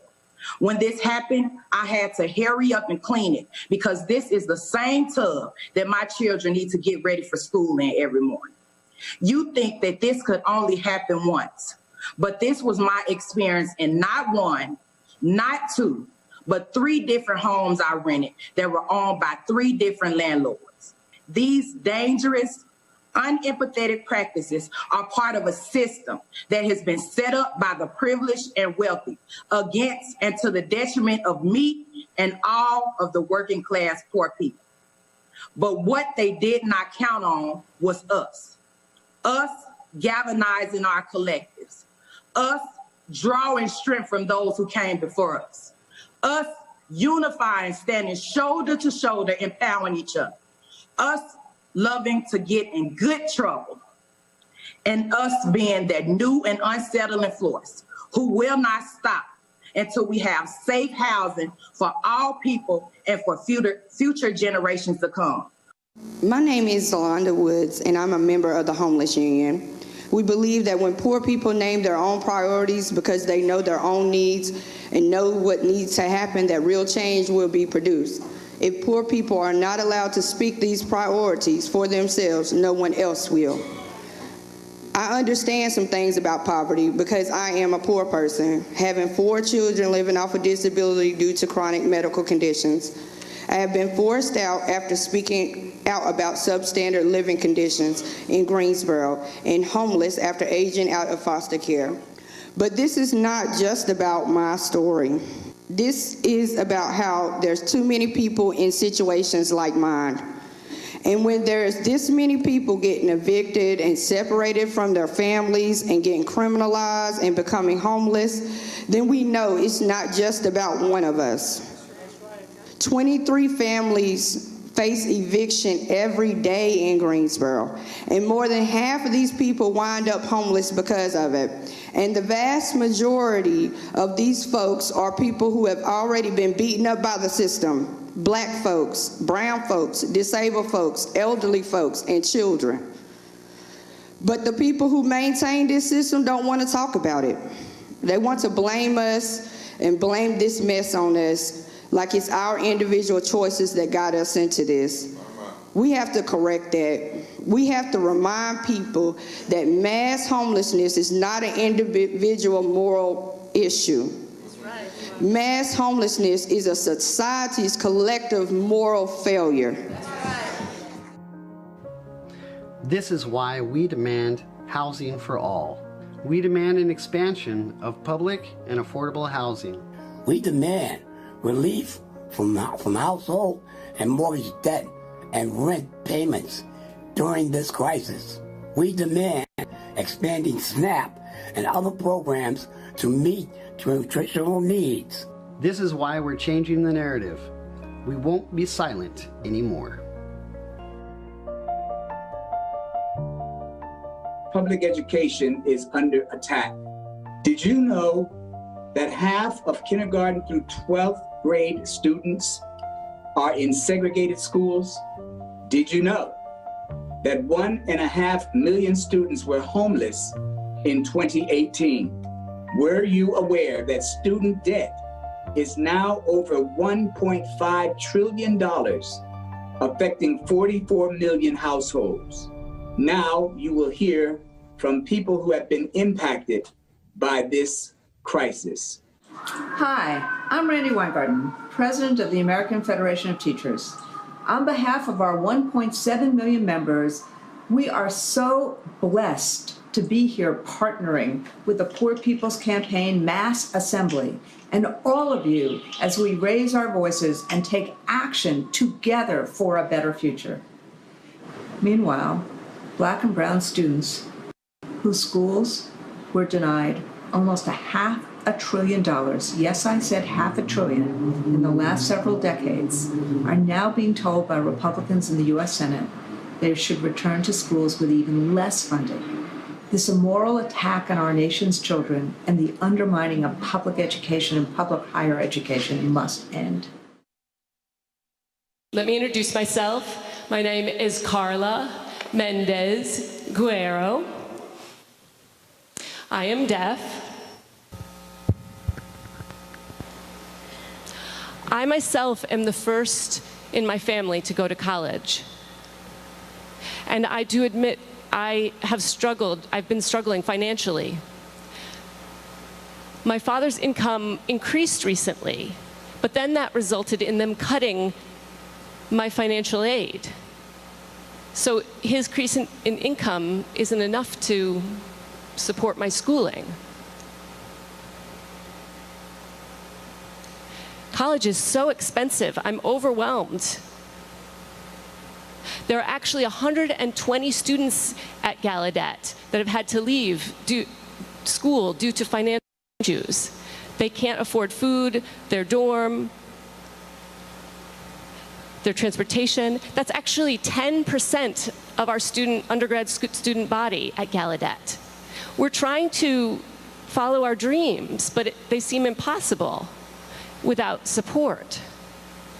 As a young person living in Harlan County, I think a lot of times our voices are put down. A lot of people around here don't really realize the issues that are going on. And I think that it's time that we, as a people, educate the people that don't know what's going on in their communities.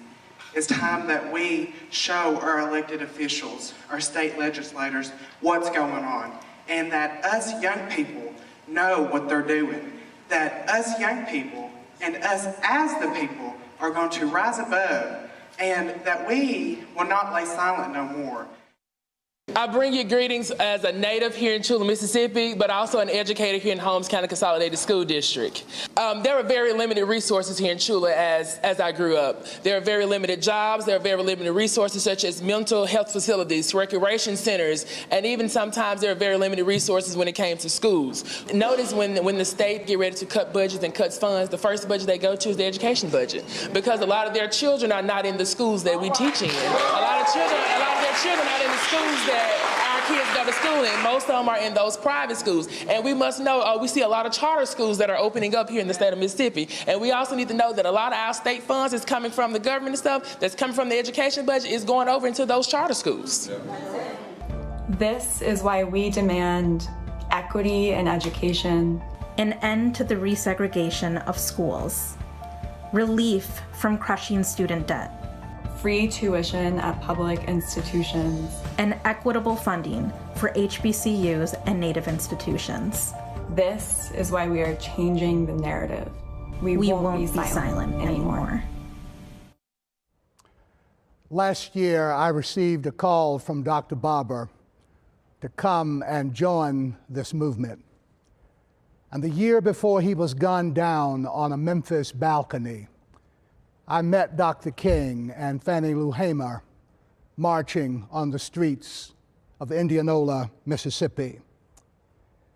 We are living in similar times when a new movement is being birthed and born. But we need you to help us grow and build that movement.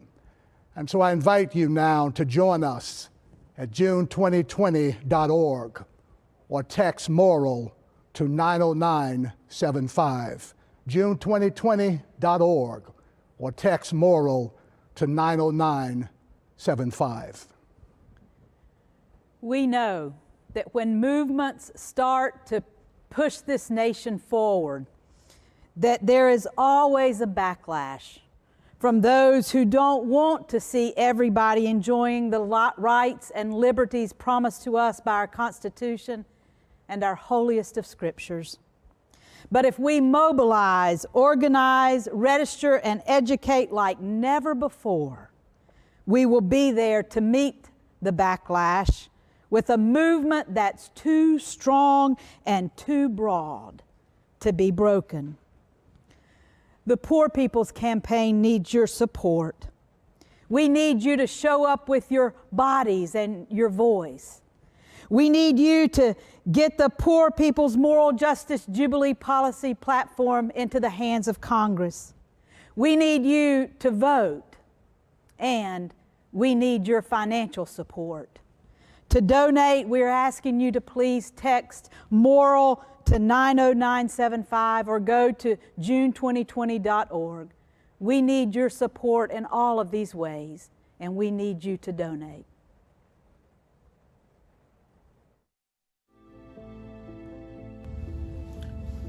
Hi, I'm Dante Sharp. I was wrongfully convicted of murder in 1994. I did 25, almost 26 years.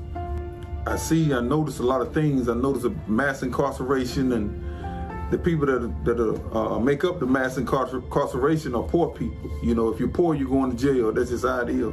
If you have no money, you're going to jail. You know, you don't have the funds to hire lawyers, and the system is set up really to oppress the poor, keep them down. You know, encourage people to get out and vote. Encourage the kids, the young kids, to get off the streets.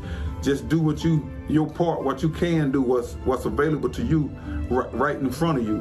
Hi, my name is Caitlin Swain.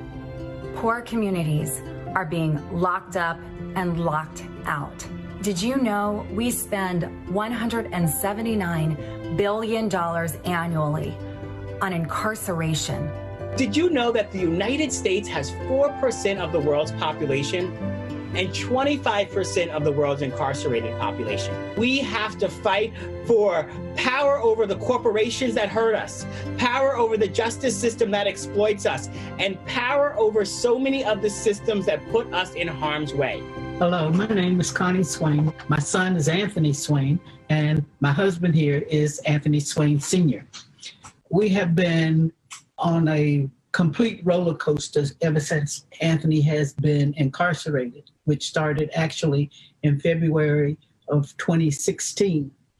Anthony is a paraplegic 40-year-old Black man who was shot in the back at age 20. He's now 43.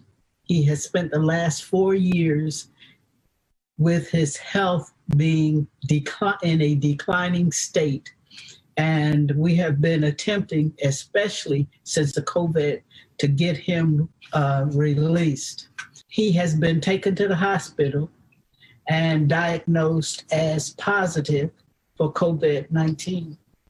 They would wake him up at like 3 o'clock in the morning, take him to court. He doesn't come back from court until 8 and 9 o'clock at night. And with being gone all day, he's placed in a cell with his hands and legs shackled together. He already can't move from the waist down, and yet he can't even shift his weight nor take care of his own personal hygienes because of the way they treat him in jail. So we are very concerned about him, about anybody that has any other type of disability, about those young men and women who have families where they can go home to help to take care of or be taken care of by their families. And for whatever reason, our system just is not listening. My name is Kaleem Nazim, and my incarceration at the age of 17 wasn't due to a lack of guidance or morals from my family or loved ones. That people in low-income communities are not criminals. Yeah. But a crime has been perpetrated against them. Yeah. And that crime is called poverty. Yeah. Yes, yes. I never stole or committed a crime because I have a propensity to commit crimes. I did it because either I needed something or I was hungry. When I was 9 years old, my mother was locked up for food stamp fraud. And that left me and my other 5 siblings alone in the house to fend for ourselves. Now the state knew that she was a single mother, but they found that locking her up was justice. But I feel and I know that the crime that was perpetrated against my mother and my family was way worse than what they say she did. Yeah. Me llamo Alex y soy de Guatemala. I'm Alex, I'm from Guatemala. Les quiero platicar lo que todos los inmigrantes pasamos en el centro de detención. I want to tell you what all immigrants go through in detention centers. En el centro de detención, cuando estábamos todos los inmigrantes, no nos trataron mal. At the detention center where I was with other immigrants, they didn't treat us well. De comida un burrito helado nos daban y no nos dejaban bañar. They gave us a frozen burrito to eat, and they didn't allow us to take a shower. No somos animales para que nos traten así a todos los inmigrantes. Gracias. We are not animals to be treated like that. This is why we demand an end to mass incarceration. Voting rights for those who are incarcerated. We demand equality and safety for all. We demand education, housing, and living wage jobs. I need your help. It has to stop, and it has to stop now. This is why we're changing the narrative. And we won't be silent anymore. The military budget is over $738 billion, and majority of it is going to military contractors. Just one of those military contracts could pay to expand Medicaid in 14 states. Did you know that 54 cents of every discretionary federal dollar goes to the military, and only 15 cents goes to anti-poverty programs? It's time to change all that. Let's hear from the front lines of this crisis. My name is Chris Overfeld, and I'm with Veterans for Peace. I was a hydraulics mechanic in the Air Force National Guard, and it is no secret that there's always enough money for a bigger military and more jails, but never enough for education and the poor. When I joined the military, I had no idea that the United States military has over 1,000 bases worldwide. Why do we keep such a strong presence throughout the world? The short answer is to provide Western capital with continuous access to foreign resources and markets. Most of the military budget is used not to fight wars, but to exercise soft power in the support of American capital. Instead of a deployed military ensuring the wealth transfer continues, we have a deployed police force that protects the wealthy from the poor. When I joined the military, I had no idea that the best way to end American militarism abroad is to end it here in our community. There are 4 ways to do this: end the occupation of our minority community by the police, end the war on drugs, provide access to health care and education to all people, and end the war on immigrants by defunding ICE and the Border Patrol. We will not get rid of our problems by bombing them away, by shipping them away, by throwing them behind bars. According to the Department of Defense, for the fiscal year 2017, we spent $606 billion on the Department of Defense. 2019, we spent $685 billion. And for the year 2020, they're proposing $718 billion. To put this in perspective, for the year 2020, the Department of Education is only getting 9.9% of that amount. I'm Reverend Shauna Foster, and I am representing veterans with About Face Veterans Against the War. You get promises with the military-industrial complex that we have to spend on defense for our own security. But after 16 years of war, 1.2 million civilian deaths, and 10 million refugees, is anybody more secure? No. Right. Most of the national budget is for war, and most of that money is given to private corporations, not to a publicly owned and accountable military, and not to the poor people who make up the majority of the 3 million veterans who have served in these last wars. These wars, they serve no moral purpose and no economic benefit. And military members are forced to carry out the spiritual death of this nation. But the spirit will not die, because veterans and poor people across the land, we are a resurrection people. The Pentagon budget is more than what the government spends on agriculture, education, environment, diplomacy, housing, science, and veterans combined. This is why we demand that we stop the privatization of military spending and military spending increases. We demand the reallocation of resources to Social Security. We demand the demilitarization of the border and local communities. And that's why I'm a part of the Poor People's Campaign, a national call for more revival. We won't be silent anymore. Police brutality is something that's lived deep within our country for such a long time. The only thing that's different now is that we can't ignore the call. We're here because they are taking Black lives and they getting away with it. When folks ask Black people in America, are we upset? The answer is yes. There's literally no way that all lives can matter in a country where Black lives have never mattered.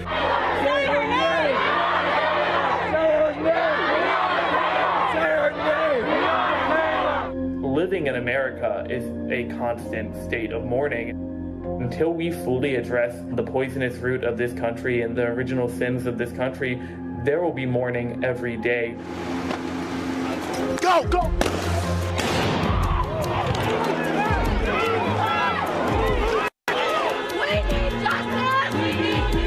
Being out in the streets, it feels revolutionary. With this amplified police presence, it's terrifying. We were tear gassed, we were pepper sprayed, and many were shot with rubber bullets. And in the midst of all of that, protesters still standing with their hands up, saying, "Don't shoot." We all know this is exactly the type of situation that these systems are meant to break. Yo, they almost hit a kid, man! They are meant to break us before we can even become unified, so it adds a sense of urgency to the importance of organizing. This don't stop here. We can't ease up. The front that we present has to be an intersectional front, because it is a war that's affecting all of us. And we have to recognize that we are so much stronger together than we are divided. These uprisings are going to continue to happen until we have built and fought for a government in a country that treats people with human dignity, that provides for food, housing, healthcare, education, jobs, and an ability for people to live lives worthy of meaning and dignity in this country. That's why I'm a part of the Poor People's Campaign, a national call for moral revival, because this is the way that we're going to do it. Organization is the only way to build the world that we deserve, the world that we have already earned, the world that our descendants and our children can be proud of.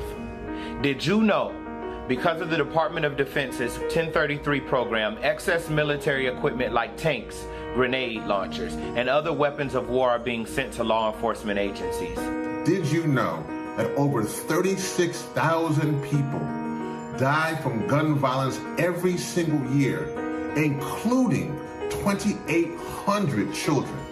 Did you know that border immigration enforcement spending has increased by 900% over the past 40 years, with 11 times as many deportations during that time frame? My name is Claudia de la Cruz, and I'm an organizer, a theologian, and a mother.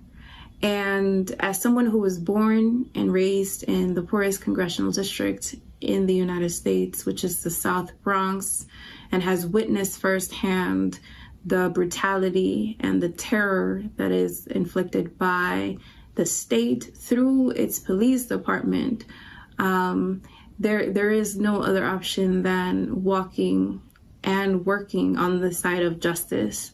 I think mothers, and I can speak to as a mom of a Black boy who is growing up in this country, in this society, that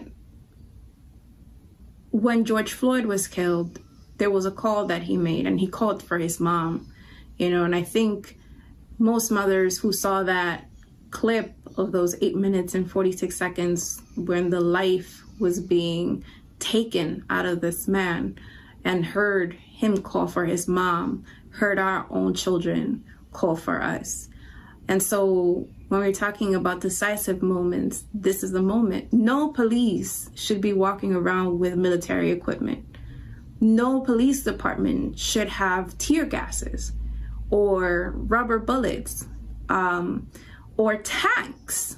It's ludicrous, it's crazy. And only in a crazy society would we accept that as the norm. This country has invested in death and has refused to invest in life-giving projects. And enough is enough. I think the people of this country are clear and are taking the streets and will continue to take the streets for as long as the demands are met and the vision isn't achieved. My name is Hakeem Ali. I came home in 2003 after serving 40 years in state and federal institutions. I walked the yard with a whole lot of men who were serving death by incarceration. When I was 15 years old, here in the city of brotherly love, Philadelphia Finest decided that I couldn't be out after curfew, so two very, very large, red-haired police officers cornered me on 60th Street in West Philly. I was about 3 blocks from my home. I'm a young guy. I'm from the street. And when they approached me, I didn't know who they were. Lights was all in my eyes, and I tried to defend myself. And they beat me to a bloody pulp right there on 60th Street. They almost killed me in the street. We demand a ban on assault rifles and easy access to firearms. We demand the demilitarization of our border and our communities. This is why we're changing the narrative. We won't be silent anymore. Hi, my name is Reverend Dr. Liz Theo-Harris. I am the director of the Kairos Center for Religions, Rights, and Social Justice at Union Theological Seminary and the co-chair of the Poor People's Campaign, a national call for moral revival. I'm a Presbyterian minister, a biblical scholar, an activist for justice and jubilee, and someone who has had firsthand experience with poverty. For far too long, the poor, immigrants, victims of racist police violence, young people have been blamed for all of society's problems. For too long, we have been divided by race and immigration status, religion, issue area, sexuality, and gender. For far too long, we have been fed the lie of scarcity when we live in a world of abundance, where the only scarcity we have is the political will to establish justice, promote the general welfare, secure the blessings of liberty and justice for absolutely all. For far too long, the false narrative of religious nationalism has blessed what is wrong and condemned what is right in the eyes of God. It is wrong for Black people to be murdered by the police, for people to be ripped from their families and deported. It is wrong for people to work for starvation wages. It is wrong to go to war. It is wrong to poison children with lead. It is wrong for the powerful to deny responsibility for these injustices. What is right is to feed people, give people health care, secure the right to vote, respect all work with dignity, to forgive debts, to offer a home for everyone. We, as a nation, as a movement, must break through the lie that only small changes on one issue at a time are possible. We must break through the lie that poverty and death are the will of God, or that poverty has to be with us always. We must break through the lie that some lives are more precious than others, that it's impossible to unite and organize for change, or that the rich and powerful are coming to save us. When we cry out, when we organize from the grassroots, when we take bold action together, it can be done. Sí se puede. We join prophets throughout the ages who have declared to society that ignoring the poor, protecting the rich is evil, that the people demand power to achieve it with God on our side. The prophet Micah asks, "What does the Lord demand of you but to do justice, to love kindness, to walk humbly with your God?" The book of Leviticus demands that we welcome the immigrant stranger. Deuteronomy, that nations forgive debts, outlaw slavery, pay people what they deserve. Isaiah demands that we stop passing laws that deprive the poor of their rights. Jeremiah, that the wealthy stop evicting people, stop profiting from pandemic, making misery for the poor. John the Baptist demands that the military and ruling authorities and police stop killing the people, stop extorting money, and stop spreading lies about each other. Matthew demands that religious leaders stop covering up for those who divide. Instead, take the side of the poor, the side of the bruised, rejected, and battered. Jesus turns over tables, engages in holy disruption, commits himself even unto death to demand justice for us all. These freedom fighters remind us that movements don't just curse the darkness. We don't just awake the nation to what is wrong, but we come together in power with demands. We reject the false narrative that poverty is inevitable, that if God wanted to end poverty, he would have already done so, or that the only time we'll all have what we need to thrive in this society is after we die. We instead rise together. We demand justice, and will do so until we claim all of our rights. We in the Poor People's Campaign have a moral agenda, and today we released a Moral Justice Jubilee policy platform. It demands health care, jobs that pay a living wage, a guaranteed adequate income, immigrant rights, women's rights, LGBTQ rights, an end to police and policy violence. Indeed, if we cut our military and make this nation and world safer, if we have a fair taxation system where those who can afford it pay just a little bit more, if we forgive debts and invest in healthcare and education and housing and living wage jobs, we can indeed abolish poverty, confront systemic racism, save the planet, and turn this war economy into a peace economy. We want to ask you all today to join with the Poor People's Campaign, a national call for moral revival. To do so, please text MORAL to 90975. You are needed in this mighty, holy uprising. A nonviolent, an intergenerational, a multiracial army of the poor and all of those who care for justice is challenging this false moral narrative. We're building power among the 140 million poor people, low-income people, people on the edge of precarity and despair. And we're rising up for truth and justice and love. May peace and blessings be upon you. My name is Linda Sarsour. I was one of the national co-chairs for the Women's March on Washington. I come here as a Muslim because my faith teaches me that I must stand with the most vulnerable people in my society. My God doesn't just tell me to go pray in the mosque. This act that we're doing today is an act of worship because my God is a practical God.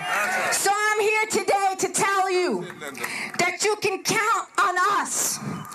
Our communities, Muslim communities, women across the country who have joined the Poor People's Campaign at state capitals, that we will not be silent, that we will be unapologetic, and that we are willing to put our lives on the line for the most marginalized people in our society. I'm Rabbi Sharon Brous from Ikar in Los Angeles, and I stand here today representing millions of Jewish people around the country, some here in this place and many in state capitals across the country. The oldest and the boldest formula for economic justice comes straight out of the Hebrew Bible. In the 50th year, the Jubilee year, the great shofar is sounded and two things happen. All of the slaves are freed and all property reverts back to its original owners. This is a holy reset button that is pressed. It is a sweeping and a revolutionary act of economic redress that is rooted in the assumption that in a just society there can be no permanent class of poor, that the destitute, the exploited, the downtrodden deserve a fair shot and they deserve their fair share. And most astonishingly, overturning those economic systems benefits not only the enslaved and the poor, it actually saves the society from breaking. Proclaim liberty throughout the land for all of its inhabitants. 50 years after the assassination of Dr. King, we declare a jubilee. We lift our voices for justice. We put our bodies on the line for mercy. And together we will proclaim liberty throughout the land. Want to salute the great legacy. Martin Luther King Jr., Fannie Lou Hamer, Ella Baker, and all of those who came together to ensure that poor people would be at the center of our social vision, at the center of our analysis of power, at the center of our hearts, minds, and souls. I salute Sister Liz and Brother Barbara for what they are doing. I'm there in spirit. Let the enactment and embodiment of the legacy of bringing all of us together The rich legacies of Dorothy Day, our vanilla Catholic sister, and Rabbi Abraham Joshua Heschel, our dear Jewish brother, and Grace Boggs, our Asian sister, and indigenous people, Russell Means and others, the labor movement, religious folk, be they Hindu, be they Jewish, be they Catholic, be they Protestant, be they Buddhists like bell hooks, all of us together focusing on the precious humanity of poor and working class brothers and sisters made in the image and likeness of a God that we serve and will be faithful unto death. Let us come together. Let us be together. Let us struggle together. Let us continue to fight together. This Poor People's Campaign is a light in a moment of darkness. It exemplifies a love in a moment of hate. I'm there with you in spirit. Right on. We call to you from all corners of this nation. We are the Poor People's Campaign. A national call for moral revival. And we are here because somebody is hurting our people. Somebody's killing our people. And it's gone on far too long. And we won't be silent anymore. Today and every day. We are called to be a movement. We unite. We side with the poor. We are the poor. We are the 140 million.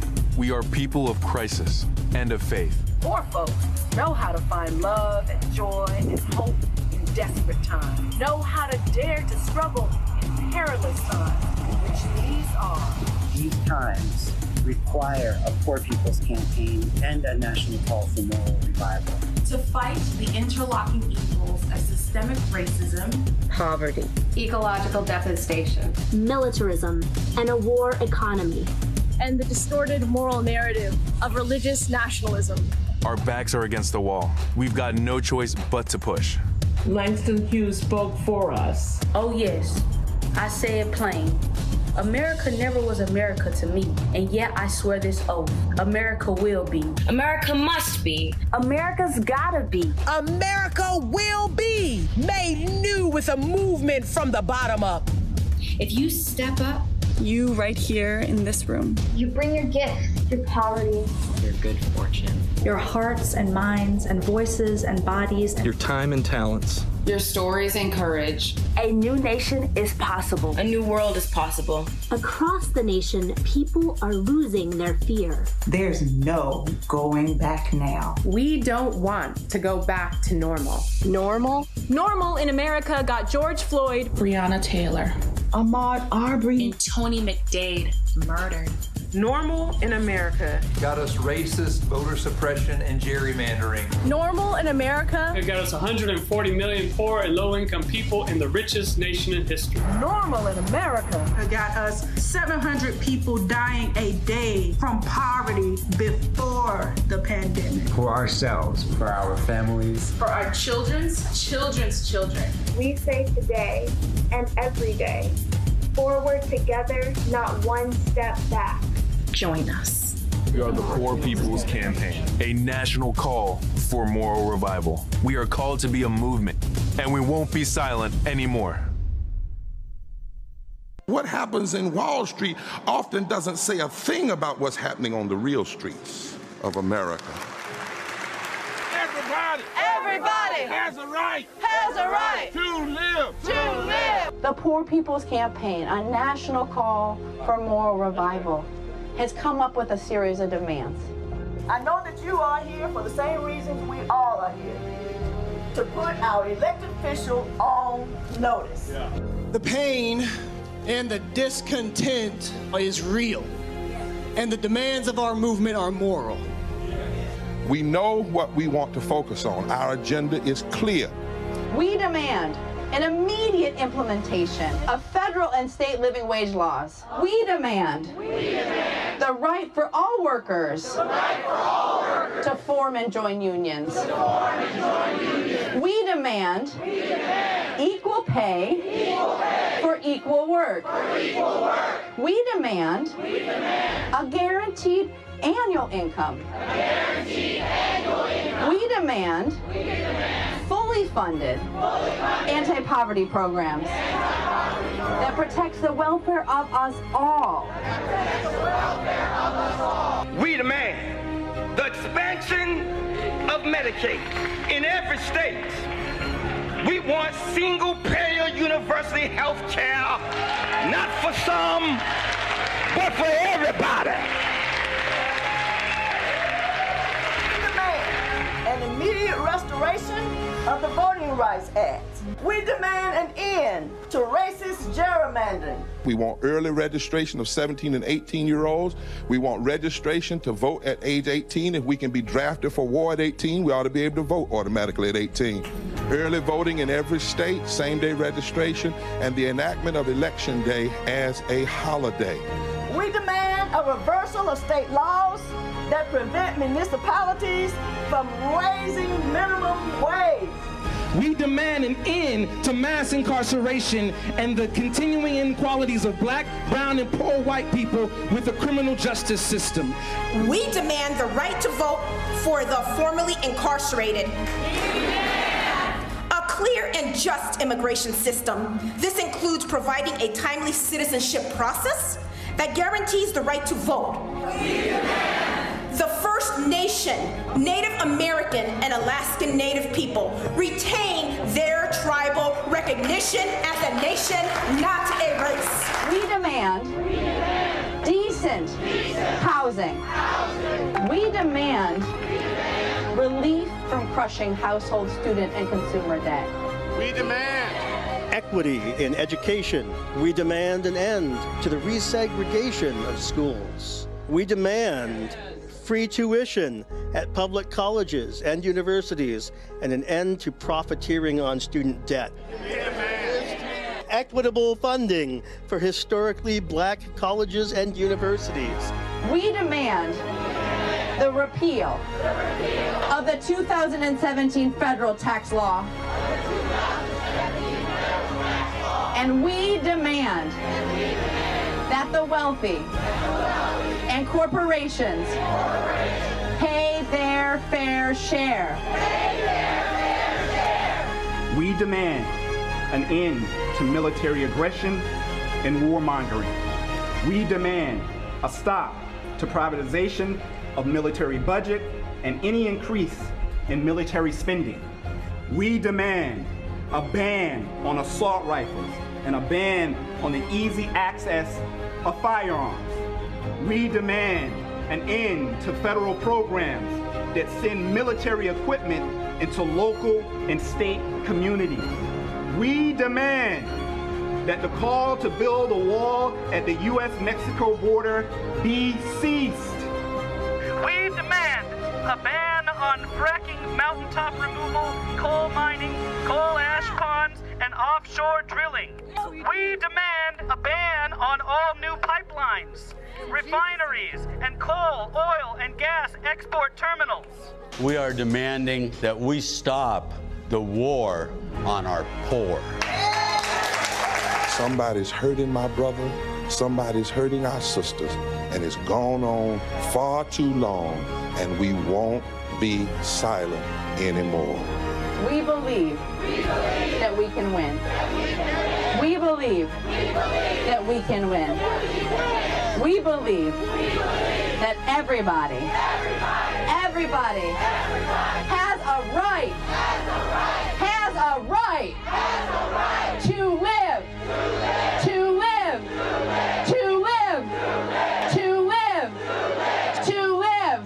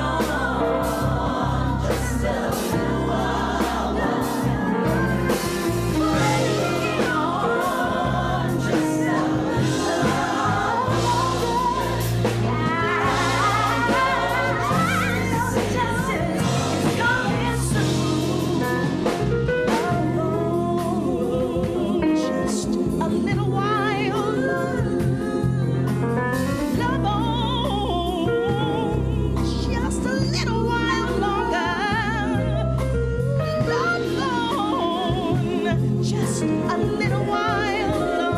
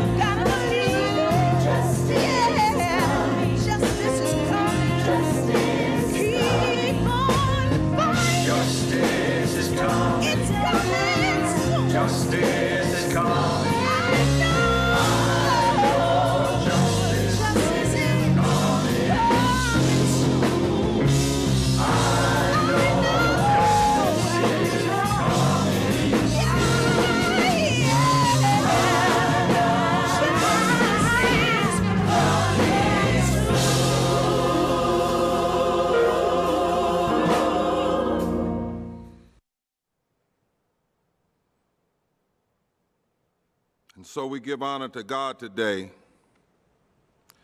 You have heard from the prophets and the people on the front lines. We promised that this stage would be built so that America would have to hear herself and see herself, see her face and hear her voice.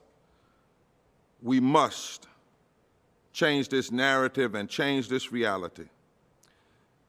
I want to take a moment and also honor in their absence, because they could not be here due to the COVID and all that's happening, the mayor of the original Poor People's Camp, Reverend Jesse Jackson, and the policy director who works for the Children's Defense Fund, Mary Wright Elderman, the founder.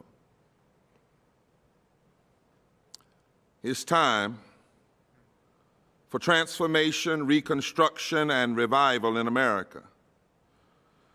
2 years ago, we were together on the National Mall, Liz, and in Washington, D.C., and over 25,000 of us from every corner of this nation walked in a solemn procession to the steps of the U.S. Capitol to declare that we were relaunching the Poor People's Campaign, a national call for a moral revival, with our eye on the Reconstruction movement of the 19th century and the Poor People's Campaign a half-century earlier in the 20th century. We did not pledge to sit in or camp out on the National Mall, but to go home to Alabama and Alaska, to California and the Carolinas, to Mississippi and to Maine. We went back to build a movement, permanently organized communities of people from every race, creed, and culture and sexuality who are ready now to rise up together and shift the moral narrative in this nation.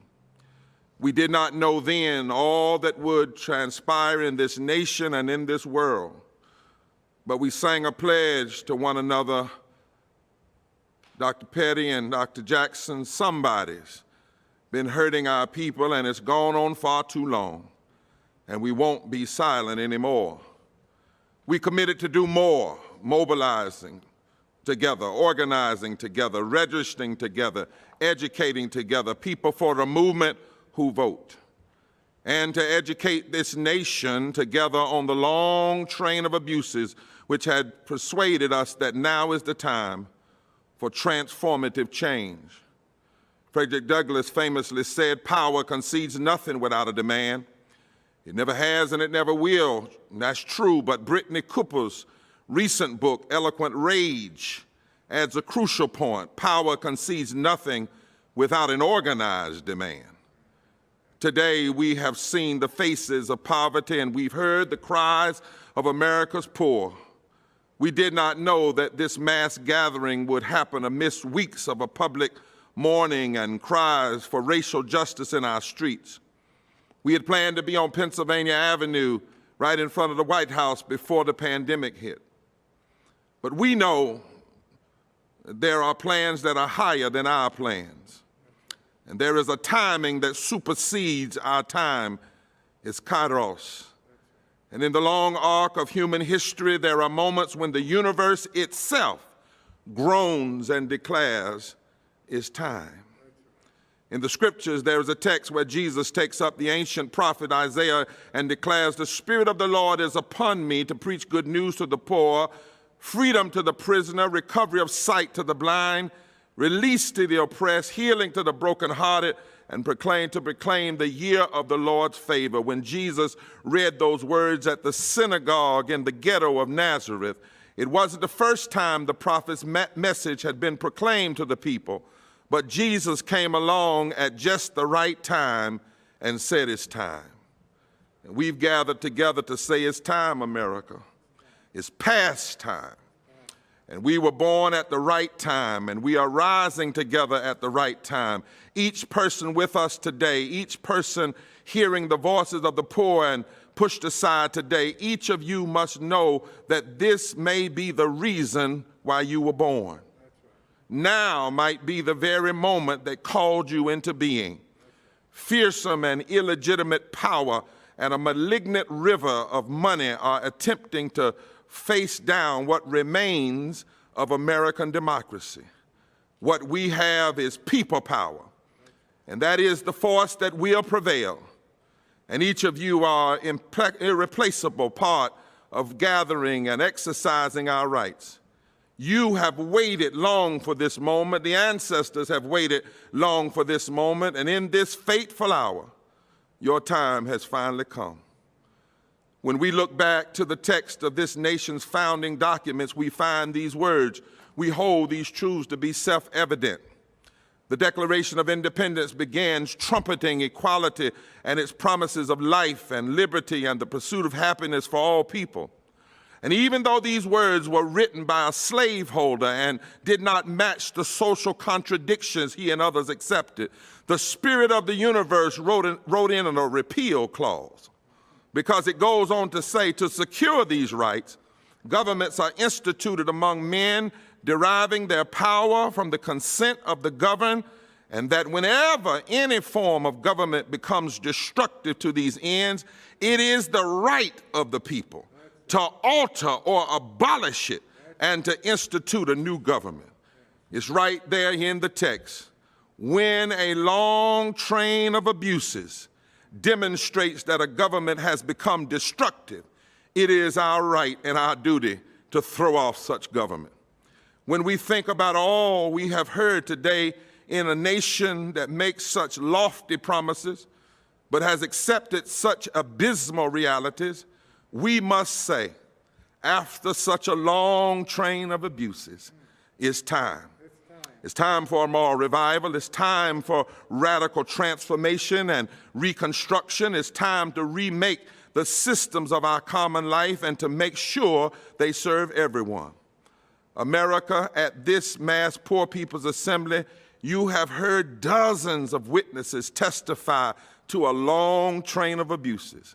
What begun as genocidal violence against Native and indigenous people and chattel slavery imposed upon black bodies has continued for 400 years in policies and practices that have served the rich and the powerful, while they have kept nearly half of us from having what we need to survive in the richest nation in the history of the world.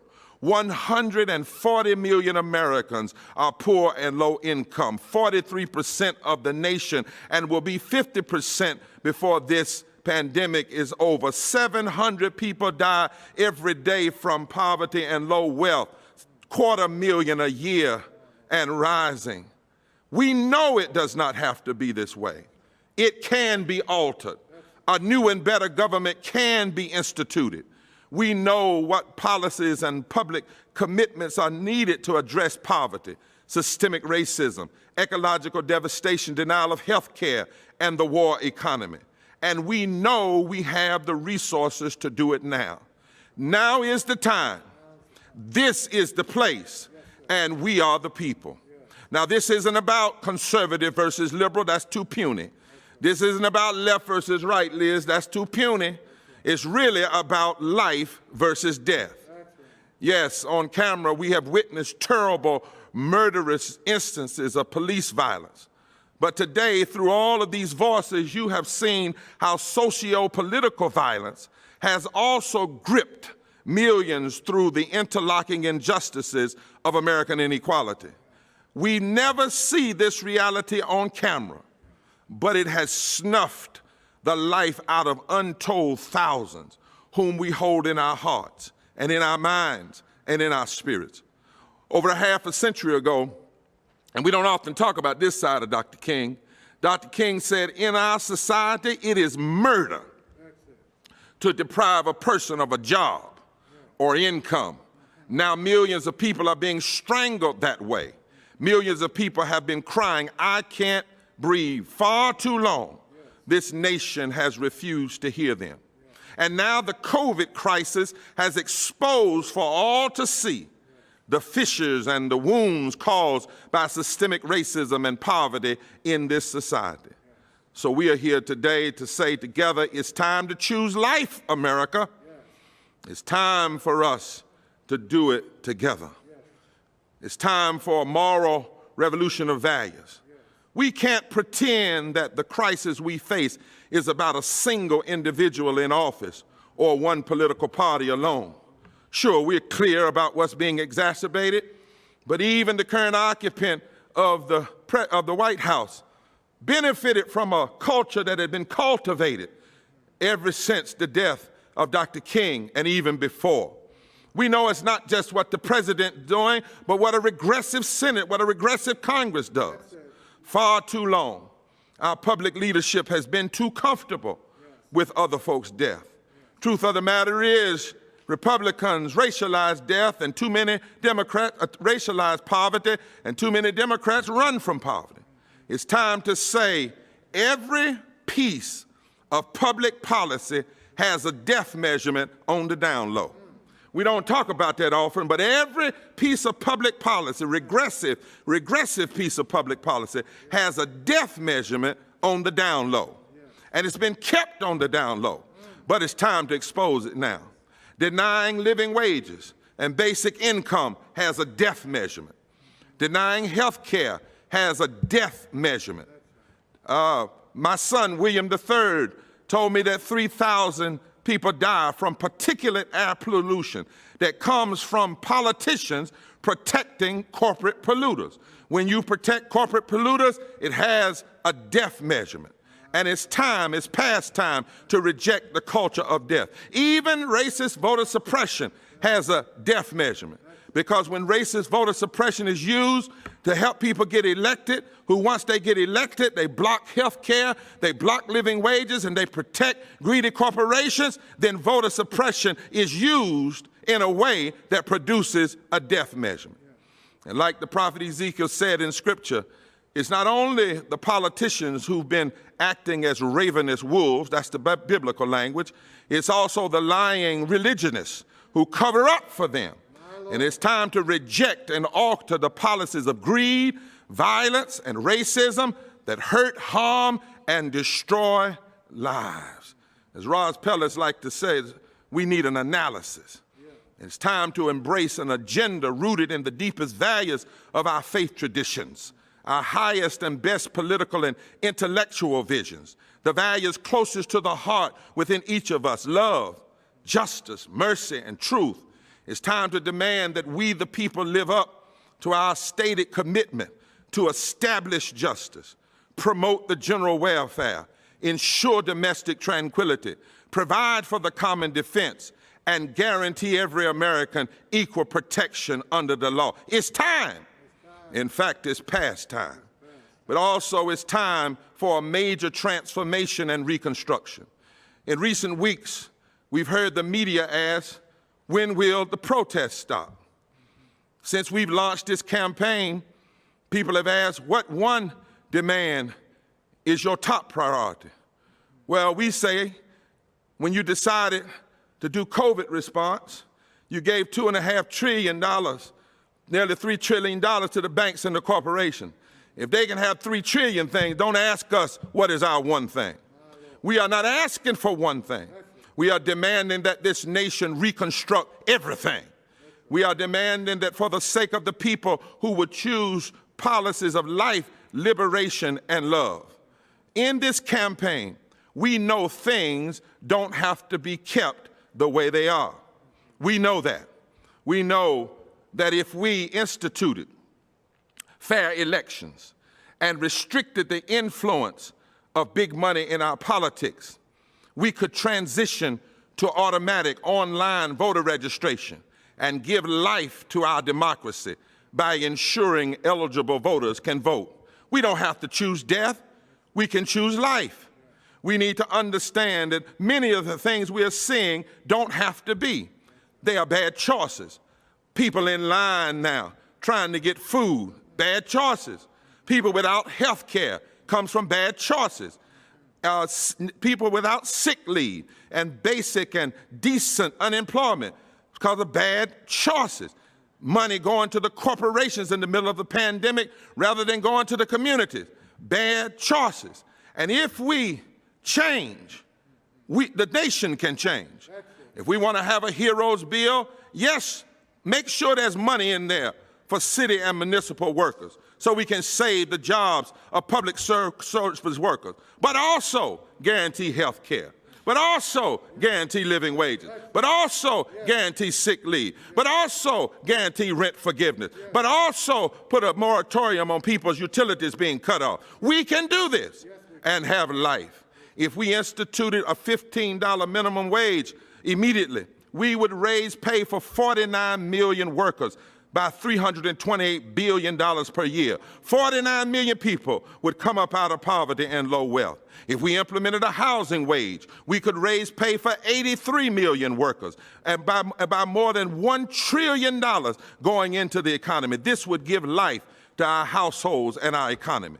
If we end mass incarceration, as Liz said, we could significantly reduce the $179 billion that currently goes to policing and courts and prisons. And this would give life to our communities and raise resources to secure housing for all. If we stop pouring money and resources into a border wall, we could move that $24 billion into children's K-12 education and give life to their dreams. If we canceled one military contract, we would have $25 billion to expand Medicaid in the 14 states that haven't already done so under the Affordable Care Act. This would mean life for millions of people in those states who are still uninsured in the midst of a pandemic. If we canceled another military contract, we would have more than enough resources to put towards expanding our water infrastructure and creating 945,000 jobs. Instead of putting those resources in war, we would support life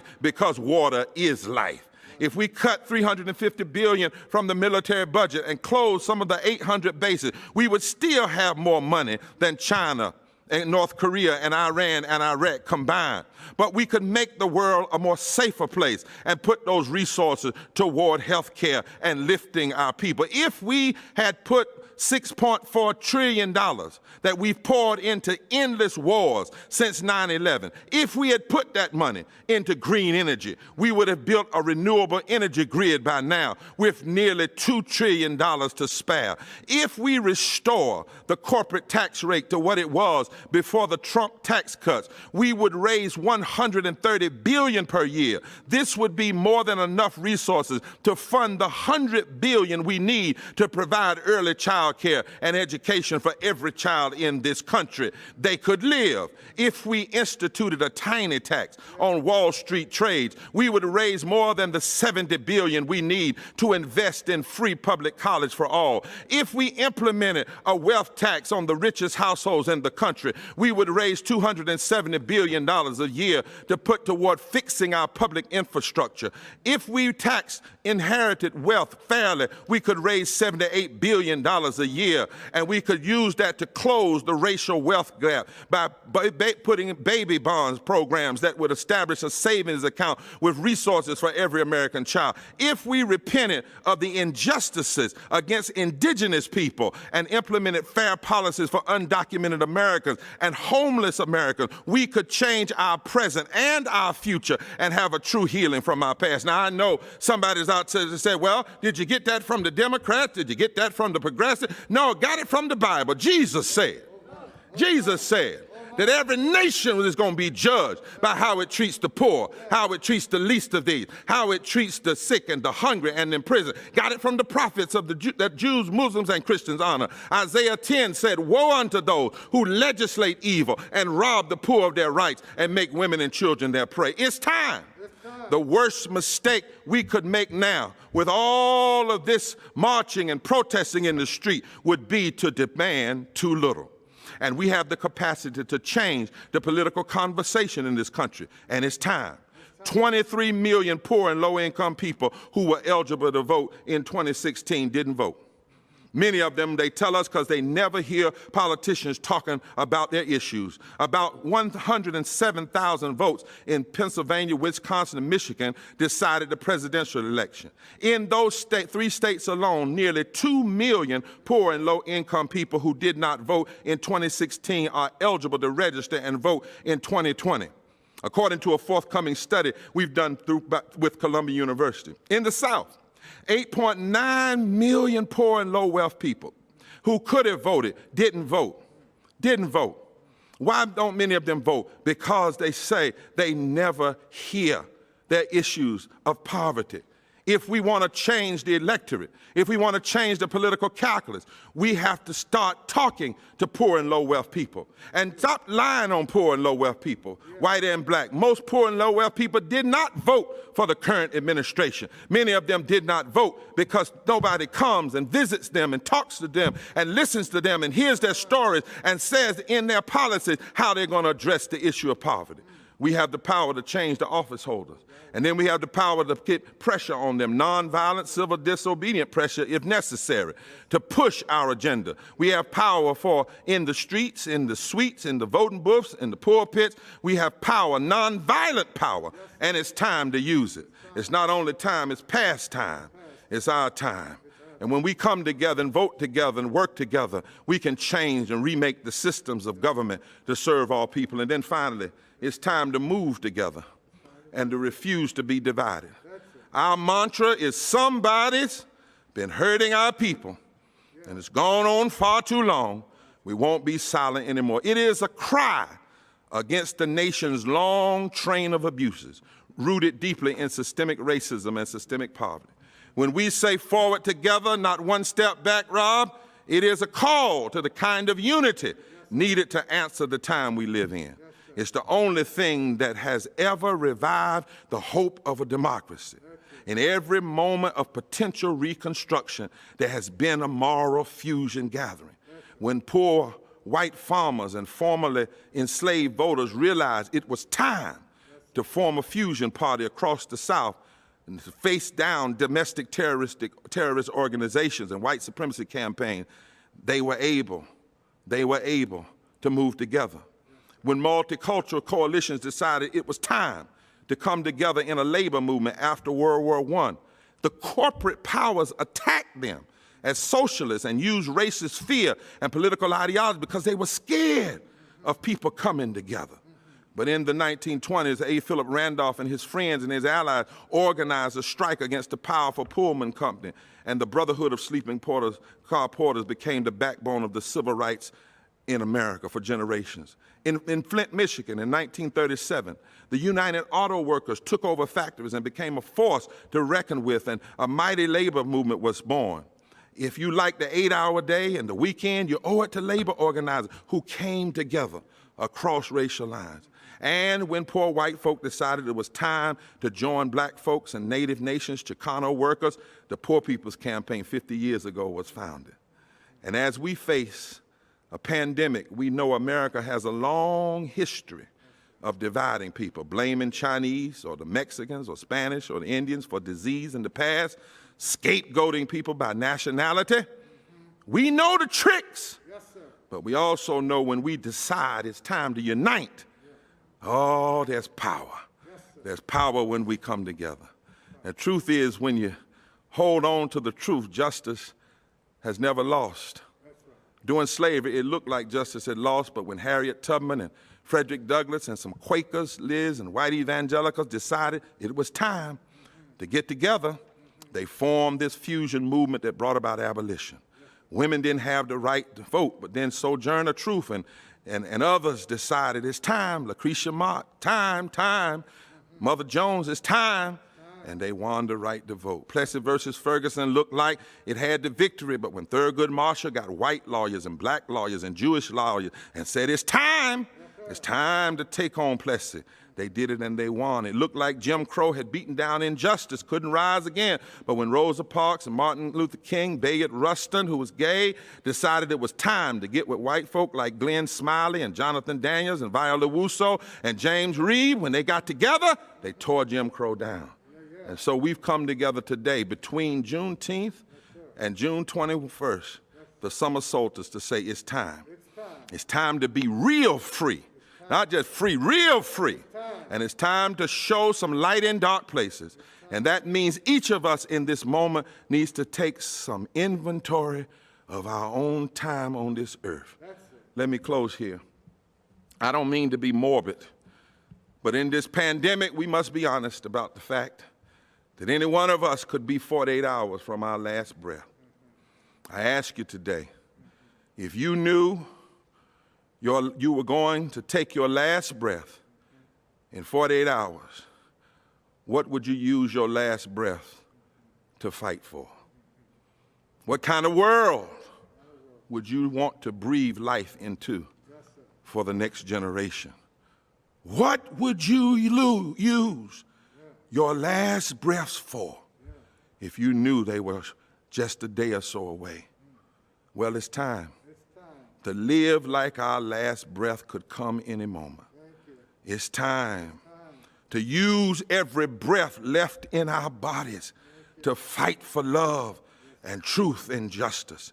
It's time to believe again. It's time to challenge the lie about not having resources. It's time to believe and work as though we are sure that love is still greater than hate. The truth is still greater than lies. It's time to believe and work as though we are sure that the hungry can be fed, that the sick can be insured and cured, that immigrants can be welcomed, that the war machinery can be cut. It's time to believe that black and white and poor and Latino people in the South can be organized into a new powerful coalition for change. It's time to come together and vote like never before. It's time, whether you're black or brown or First Nation or Asian or whatever, or Latino, whoever you are, gay or straight or trans, young or old, from the rural or from the cities, it's time to believe that this heart and the soul of this democracy can live. We can breathe into it the spirit of a genuine democracy. It's time, even if it takes nonviolent resistance. It's time, with every breath we have, while we still have time. It's time to rise up. It's time to reconstruct. It's time to call for a moral revival that puts an America together that works for us all. It's time, as one songwriter said, to help somebody. It's time to show this world that is traveling wrong, this nation that is traveling traveling wrong. It's time to show some beauty to a world upwrought. It's time. This is why we're living. It's time to register. It's time to mobilize. It's time to educate. It's time. We are living in time for this time. It's time. It's time. It's time. Come on and join the Poor People's Campaign, a national call for a moral revival, and let's do something in time to change time, because the time is right now. We are in one of those moments that demand a poor people's campaign. Our brothers and sisters are sleeping on the streets. For a country this rich to have so many people poor, it's immoral and it's wrong. When we throw away more food than it takes to feed every person, not just that's hungry in this country, but around the world, that is not right. Something is wrong. That is a moral emergency, and that's why we need a Poor People's Campaign. There's other systems here that are oppressing us that voting won't always fix, and that we've got to talk about, we've got to call it out, and we've got to mobilize and build a movement to be able to change these things that our politicians won't always change. But if you don't recognize us, and then it goes back to that second chapter, that we're the forgotten ones. Until we are ready to keep this fight going. Because it's crucial that we make ourselves heard. Let the people vote! That's how you honor veterans. When you hold down the poor, you hold down America. Our backs are against the wall, and we got no choice but to push. We are building a multiracial, intergenerational, nonviolent army of the poor that will break every chain. Every chain. And so we have to come to a point that every attack on the poor will embolden our agitation. Every attack on sick folk will embolden our agitation. Every attack on immigrants will embolden our agitation. We can do more. We can do better. And we're building the power. Forward together. It's movement time. It's time to shake this nation, because this nation is locked up. Rise up. Rise up. Rise up. Get up tomorrow and start the revolution.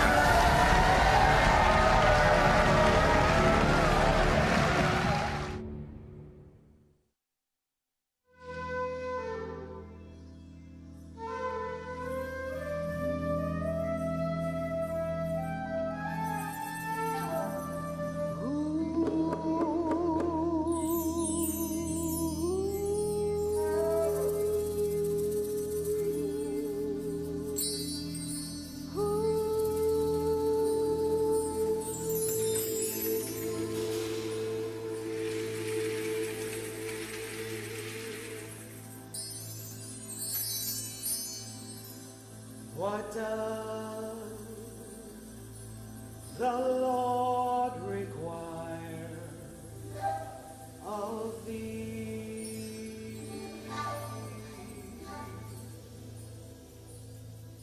What does the Lord require of thee?